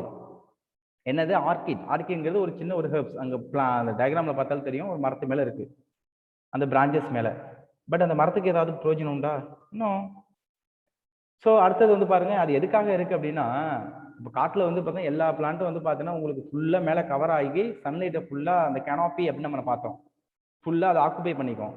சின்ன சின்ன குட்டி செடிக்கு என்ன செய்யாதுன்னா வந்து பார்த்தீங்கன்னா ஷேப்ஸுக்கு சன்லைட் வராது. இது என்ன செய்யும் அப்படின்னா அந்த மரத்தில் உள்ள பிளான்ட்ல போய் உட்காந்துக்கிட்டு அதுலேருந்து அந்த இது மாதிரி உங்களுக்கு என்ன செய்யாது, பாராசைட் மாதிரி செக் பண்ணாது. எதுக்காக அங்கே இருக்குன்னா for using for the sunlight. அதில் வந்து ரூட் ஒன்று இருக்கு, அந்த ரூட் மூலயமா அது அட்மாஸ்பியரிக்ல உள்ள வாட்டர் மாலிகூல்ஸ் அப்சர்வ் பண்ணிக்கும். லைட் மூலயமா அது ஃபோட்டோசிந்தசிஸ் பண்ணிக்கும். அது அந்த மரத்தில் போய் தங்கி தான் இருக்க ஒழிஞ்சு அந்த பிளான்ட்டுக்கு எந்த ட்ரீக்கு எந்த பிரச்சனையும் கொடுக்காது அந்த ஆர்கிட் அப்படிங்கிறது. அதில் ஸ்பெஷல் கைண்ட் ஆஃப் என்ன இருக்குது அப்படின்னா ஒரு ரூட்ஸ் ஒன்று இருக்கும். அந்த ரூட்ஸ் மூலயமா அது அட்மாஸ்பியரிக்ல மிங்கிள் ஆகிருக்கக்கூடிய வாட்டர் அப்சர்வ் பண்ணிக்கும். அடுத்தது பர்னாக்கிள்ஸ் வந்து பெனிஃபிட் ஆகுது growing on the back of the world வந்து பார்த்தீங்கன்னா உங்களுக்கு இந்த பர்னாக்கிள்ஸ் அது அங்கே இருக்கிறதுனால யாருக்கு பெனிஃபிட், பர்னாக்கிள்ஸுக்கு ஓகே. பட் அந்த ப்ளூவேல் நீலத்திமிங்கலத்துக்கு எந்த பாதிப்பும் கிடையாது, அது பட்டே இருக்கும். அடுத்தது கேட்டில் எக்ரேட், அது பாசிட்டிவ் ஆகுது. கிரேசிங் கேட்டிலுக்கு எந்த பாதிப்பும் இல்லை. The egg rate என்னது forage close to where the cattle are grazing. அந்த எக் அது பக்கத்திலேயே போய் நிற்கும். எதுக்காக நிற்குது? as the cattle move ஆனதுக்கு அப்புறம் அந்த vegetation insect come out. அது போனதுக்கு அப்புறம் அந்த இன்செக்ட் அந்த பூச்சி வந்து அது பாதத்தை வச்சு இடத்துல போனதுலேருந்து சரி, அது நகுந்த இடத்துல இருந்து அந்த பூச்சி வெளில வரும். Otherwise it is difficult for the egg rate to find out the என்னது கேட்ச் த இன்செக்ட். ஏன்னா அந்த புல் அந்த அதிகமாக இருக்கும்போது அந்த இடத்துல வந்து அந்த இன்செக்டை கண்டுபிடிக்க முடியாது. அதனால மூவ் ஆனதுக்கு அப்புறம் ரெடியா உட்காந்துருக்கும், போனதுக்கு அப்புறம் அந்த இடத்துல பூச்சி சாப்பிட்றதுக்கு. ஸோ யாருக்கு பெனிஃபிட்? கேட்டில் எக்ரிட்டுக்கு பெனிஃபிட். ஓகேங்களா? இந்த சி அனிமோனுக்கு எந்த பெனிஃபிட் பாதிப்பும் இல்லை, பெனிஃபிட்டும் கிடையாது, காமனா இருக்கு. அடுத்து வந்து பார்த்தா க்ளோன் ஃபிஷ், அது பெனிஃபிட் ஆகுது. எப்படி? ஸ்டிங்கிங் டெண்டக்கிள்ஸ் அந்த சி அனிமோன்ஸ் நமக்கு தெரியும். அதுல வந்து ஸ்டிங்கிங் கொட்டும் செல்கள் இருக்கு. அந்த கொட்டும் செல்களை போய் யாரு போய் உட்காந்துக்கிறா அப்படின்னா இந்த க்ளோன் ஃபிஷ் போய் உட்காந்துக்கும் பாதுகாப்பா. அதை ஒன்றும் செய்யாது அந்த சி அனிமோன். அதனால என்ன பாதுகாப்பு? அந்த க்ளோன் ஃபிஷ்ஷை சாப்பிட வரக்கூடிய ஃபிஷ் வந்து எங்க அட்டாக் பண்ண முடியாது, அந்த க்ளோன் ஃபிஷ்ஷை சாப்பிட முடியும். ஏன்னா அது எங்க இருக்கு? பரமசிவன் கழுத்துல பாம்பு இருந்த மாதிரி இது வந்து எங்க இருக்கு அப்படின்னா பாதுகாப்பா அந்த சி அனிமோனுடைய இடத்துல இருக்கு. ஏன்னா அதுல யாராவது அதை பிடிக்க வந்தாங்கன்னா சி அனிமோன் ஸ்டிங் பண்ணி கொட்டும் சொல்லுவாங்க. அதனால சேஃபா இருக்கு. gives protection to fish from predator. அதுல இருந்து அது பாதுகாத்துக்குது அப்படிங்கறத சொல்லியிருக்காங்க. நெக்ஸ்ட் மிச்சுவாலிசம். ஸோ மிச்சுவாலிசம் அப்படிங்கிறது என்ன அப்படின்னா கிவ் அண்ட் டேக் பாலிசி, ஒன்னோட ஒன்று சேர்ந்து வாருது. ஸோ லைக்கன்ஸ் ஆர் லிச்சன்ஸ் நம்ம ப்ரொனவுன்ஸ் பண்ணலாம், எப்படி வேணாலும் பண்ணிக்கலாம். So it is a mutualistic relationship between fungus and என்னது ஃபங்கஸ் அண்ட் போட்டோசிந்தட்டிக் ஆல்கே, அதாவது ஆல்கேயும் ஃபங்கேயும் ஒன்னா இருக்கக்கூடிய ஒரு காம்பினேஷனுக்கு பேர் தான் லிச்சன்ஸ். ஓகேங்களா, அல்லது சைனோபாக்டீரியாவும் நம்ம சொல்லிக்கலாம். ஸோ லிச்சன் அப்படிங்கிறது வந்து பார்த்தீங்கன்னா ஃபங்கை, அது வந்து போட்டோசிந்தசிஸ் பண்ணுது. அதாவது ஆல்கே வந்து போட்டோசிந்தசிஸ் பண்ணுது, ஃபங்கை வந்து பார்த்தீங்கன்னா உங்களுக்கு வாட்டர் அப்சர்வ் பண்ணி கொடுக்குது. இந்த வேலை ரெண்டுமே அப்போ ரெண்டுமே பிரித்து பார்த்தோம்னா சர்வைவல் ஆக முடியாது. அதான் மிச்சுவாலிசத்தோட ஒரு பெக்குலியர் கேரக்டர்ஸ். அடுத்து மைக்கோரைசா. மைக்கோரைசா அப்படிங்கிறது அசோசியேஷன் பிட்வீன் ஃபங்கைக்கும் and root of the higher பிளான்ட்டுக்கும் இடையில உள்ள ரிலேஷன். ஃபங்கை என்ன செய்யுது, இது ரொம்ப முக்கியமானது, absorption of the essential nutrients from the soil. பாஸ்பேட்டை அப்சர்வ் பண்ண பிடிக்குது யாருக்கு, பிளான்ட்டுக்கு. பிளான்ட் அந்த ஃபங்கைக்கு என்ன கொடுக்குது, பிளான்ட் ப்ரொவைட் ஃபங்கை வித் என்னது கார்போஹைட்ரேட் பிளஸ் என்னது அது இருக்கிறதுக்கு இடத்த கொடுக்குது. ஓகேங்களா, ஃபங்கை வந்து பார்த்தீங்கன்னா பாஸ்பேட், சாயில் இருக்கக்கூடிய பாஸ்பேட்டை அந்த ஹையர் பிளான்ட்ஸ் கொடுக்குது அப்படிங்கிறத மைண்டில் வச்சுங்க. மிச்சுவாலிசத்துக்கு எக்ஸாம்பிள் பாருங்க. அடுத்தது mutualism between plant and animal through என்னது பாலினேஷன் அண்ட் சீட் என்னது டிஸ்பர்ஷன். ஒவ்வொன்றும் ஃபார் எக்ஸாம்பிள் ஃபிக் ட்ரீ இருக்கு, இன்னொன்று வந்து பார்த்தீங்கன்னா வேஸ்ப். இப்போ ஃபிக் ட்ரீப்புக்கும் அந்த வேஸ்ப் அந்த வண்டுக்கும் என்ன, அந்த குளவிக்கும் என்ன ஒரு ரிலேஷன்ஷிப் அப்படின்னு பாருங்க. ஃபிக் ஸ்பீசிஸ் இஸ் என்னது pollinated only by it partner wasp species and no other species. அந்த அதர் ஸ்பீசிஸால பாலினேஷன் இதை பண்ணவே முடியாது. ஏன் சார் அப்படின்னா ஃபீமேல் வேஸ்ப் இருக்குல்ல அந்த ஃபிக்ல, அந்த ஃபிக் ட்ரீல இருக்க அந்த வேஸ்ப்ல உள்ள ஃபீமேல் வேஸ்ப் அந்த குளவி இருக்குல்ல, pollinate the fig inflorescence while searching the suitable egg laying site in fruits. அதாவது அந்த எந்த அந்த அந்த பிளான்ட் இருக்கு இல்லையா, அந்த பிளான்ட்ல வந்து பாத்தீங்கன்னா அந்த ஃபிக் ட்ரீல வந்து பாத்தீங்கன்னா உள்ளார ஓவில்ஸ் இருக்கும்போது அதுல 2 ஓவில்ஸ் இருக்கும். ஒன்னு வந்து பாத்தீங்கன்னா ஃபெர்டைலா இருக்கும், அனதர் ஓவில்ஸ் வந்து பாத்தீங்கன்னா உங்களுக்கு எப்படி இருக்கும் அப்படின்னா ஸ்டெரைலா இருக்கும். அது வந்து சைட்ல இருந்து வந்திருக்கும், இப்படி இருக்கும் ஸ்டெரைல். இதுல இந்த ஃபிக் இந்த இது இருக்கு இல்லையா, உங்களுக்கு அந்த வேஸ்ப் வந்து என்ன செய்யும், முட்டையை கொண்டு இங்க கொண்டு இட்டுட்டு வந்துடும். அந்த முட்டை வந்து வளர்ந்து இது பண்ணும்போது அந்த ஸ்டெரைலா இருக்கக்கூடிய பார்ட்டை சாப்பிட்ரும். ஏன்னா ஸ்டெரைல் தானே, அந்த பிளான்ட்டுக்கு எந்த பாதிப்பும் கிடையாது. பட் உள்ள வந்துட்டு வெளில போகும்பொழுது உங்களுக்கு அந்த போலன் கிரெயின்ஸை டச் பண்ணிட்டு இன்னொரு பிளான்ட்டுக்கு போகும்போது அங்க வந்து போலன் கிரெயின்ஸை டிரான்ஸ்ஃபர் பண்ணுது. அப்ப அந்த ஃபிக் ட்ரீல வேஸ்பால மட்டும் தான் பாலினேட் பண்ண முடியும். ஓகேங்களா, the fig offers the wasp some என்னது developing seed as food for the wasp larvae. அந்த வாஸ்ப் அந்த ஃபிக் ட்ரீ வந்து பார்த்தீங்கன்னா அது ஏன்னா அது வந்து மலட்டுத்தன்மையுடைய பார்த்து தானே இது வந்து ஒரு பிளான்ட்டா குரோ ஆகாது. அதனால அந்த லார்வே குரோ ஆனோடனே அந்த லார்வாவுக்கு ஃபுட்டை கொடுக்குது, அந்த வாஸ்ப் வந்து பாலினேட் பண்ணுது, அவ்வளவுதான். So mutualism between plant and animal through the pollination and seed dispersal. அதுல வந்து பார்த்தோன்னா ஆர்கிட்ஸ் நம்ம பார்க்குறோம். So what you mean by orchids? Orchids show diversity of the floral pattern. ஆர்கிட்ஸ்ங்கிறது ஒரு வகையான பிளான்ட். ஃப்ளோரல் பேட்டர்ன் வந்து டிஃப்ரெண்ட் ஃபார்ம்ல இருக்கு. They attract the right pollinator of the insect. நல்ல ஒரு பாலினேட்டரை அது அட்ராக்ட் பண்ற கலர்ல இருக்கு. எஸ்பெஷலி பீஸ் அண்ட் என்னது bumble bees to ensure the pollination. பாலினேஷனுக்காக அது அந்த ஆர்கிட் அது வண்டுகளை பிடிச்சி அட்ராக்ட் பண்ற மாதிரி இருக்கு. ஸோ நாட் ஆல் ஆர்கிட்ஸ் என்னது ஆஃபர் என்னது ரிவார்ட்ஸ். எல்லா ஆர்கிட்ஸும் வந்து உங்களுக்கு ரிவார்ட்ஸை கொடுக்காது. இப்போ ஆர்கிட்ஸ் அப்படிங்கிறது என்ன அப்படின்னா அது வந்து சூடோ கோப்புலேஷன் நம்ம சொல்லுவோம். சூடோ கோப்புலேஷன் அப்படிங்கிறது வந்து பார்த்தோன்னா அந்த பீஸோட ஃபீமேல் மாதிரியே அந்த ஃப்ளார் இருக்கும். இது போய் கோப்புலேட் பண்ணும். கோப்புலேட் பண்ணும்போது கடைசியாக தான் தெரியும் இது வந்து ஃபீமேல் கிடையாது, இது ஒரு ஃப்ளார் அப்படின்னு நினச்சிட்டு அங்கேருந்து உள்ள பொலன்கிரிஸ் தூக்கிட்டு இன்னொரு இடத்துக்கு போகும். அப்போ அது அங்கே போய் என்ன செய்யுது, மேட் பண்ணுது. இதே மாரி பண்ணுறது தான் சூடோ கோப்புலேட் அப்படின்னு நம்ம சொல்லுவோம். இதோ கொடுத்துருக்காங்க பாருங்க. Mutualism between plant and animal through the pollination seed டிஸ்பர்ஷன்ல செக்ஷுவல் டிசைட் ஆஃப் என்னது ophrys Mediterranean orchid. Mediterranean orchid நடக்கக்கூடிய ஒரு இதை கொடுத்துருக்காங்க. ஸோ இதுதான் வந்து பார்த்தா சூடோ கோப்புலேஷன் நம்ம சொல்லுவோம். One petal of the flower resemble the female bee in size. ஒரு பெட்டல் வந்து ஃபீமேல் அந்த பீஸ் மாதிரியே இருக்கும், கலர்லையும் சரி மார்க்கிங்லையும் சரி. ஸோ த மேல் பீ அது என்ன செய்யுது, மேலு அது ஃபீமேல் தான் சொல்லிட்டு கோப்புலேட் பண்ண போய் ஜாயின் பண்ண ரீப்ரொடக்ஷன் பண்றது போகுது. அதுக்கு பேரு pseudocopulate with the flower and it is dusted with pollen. அப்போ அந்த டைம்ல வந்து போலன் வந்து அது மேல அந்த பீஸ் மேல பட்டுடுது. ஓகேங்களா? அது பார்க்கறதுக்கு எப்படி இருக்கு பாருங்க. அதே மாதிரி இருக்கா இந்த பிளான்ட்டோட அடாப்டேஷன் பாருங்க. கடவுளுடைய படைப்புகளே எவ்வளவுலாம் இருக்கு. So when these bee pseudocopulate with another flower, இன்னொரு ஃப்ளவர் போகும்போது transfer the pollen grain to it. அப்போ உங்களுக்கு பாலினேஷன் நடந்துருதா? சிம்பிளா முடிஞ்சது இந்த கேட்டகரி. அதே போல if the female bee color pattern changes slightly during the evolution, அப்ப இந்த ஃபீமேலில் வந்து பார்த்தோன்னா கொஞ்சம் எவல்யூஷன் டைம்ல அதோடைய கலர்ஸ் மாறுது. Pollination successful will be reduced unless the orchid flower co-evolve to maintain the resemblance of its petal to its female bee. அது மாறணும்னு அந்த இந்த ஃபீமேல் பீயோடைய கலர்ஸ் எவல்யூஷன்ல மாறணும்னு இதோட இந்த ஆர்கிட் பிளான்டோடைய இதுவும் வந்து உங்களுக்கு என்ன ஆகுதுன்னு சொல்றாங்க அப்படின்னா சேஞ்சஸ் ஆயிருக்கு அப்படின்னு சொல்லி கொடுத்துருக்காங்க. ஃபர்ஸ்ட் வந்து சேஞ்சஸ் ஆகிறதுக்கு முன்னாடி அதோட பாப்புலேஷன் குறைஞ்சிருச்சு. பட் அந்த பிளான்ட் தெரிஞ்சுக்கிடுச்சு, அதுக்கு தகுந்த மாதிரி கலர்ஸ் வந்து கொடுத்துருச்சு அப்படிங்கிறாங்க. So these are all about the mutualism and the lesson now we concluded and completed. Okay.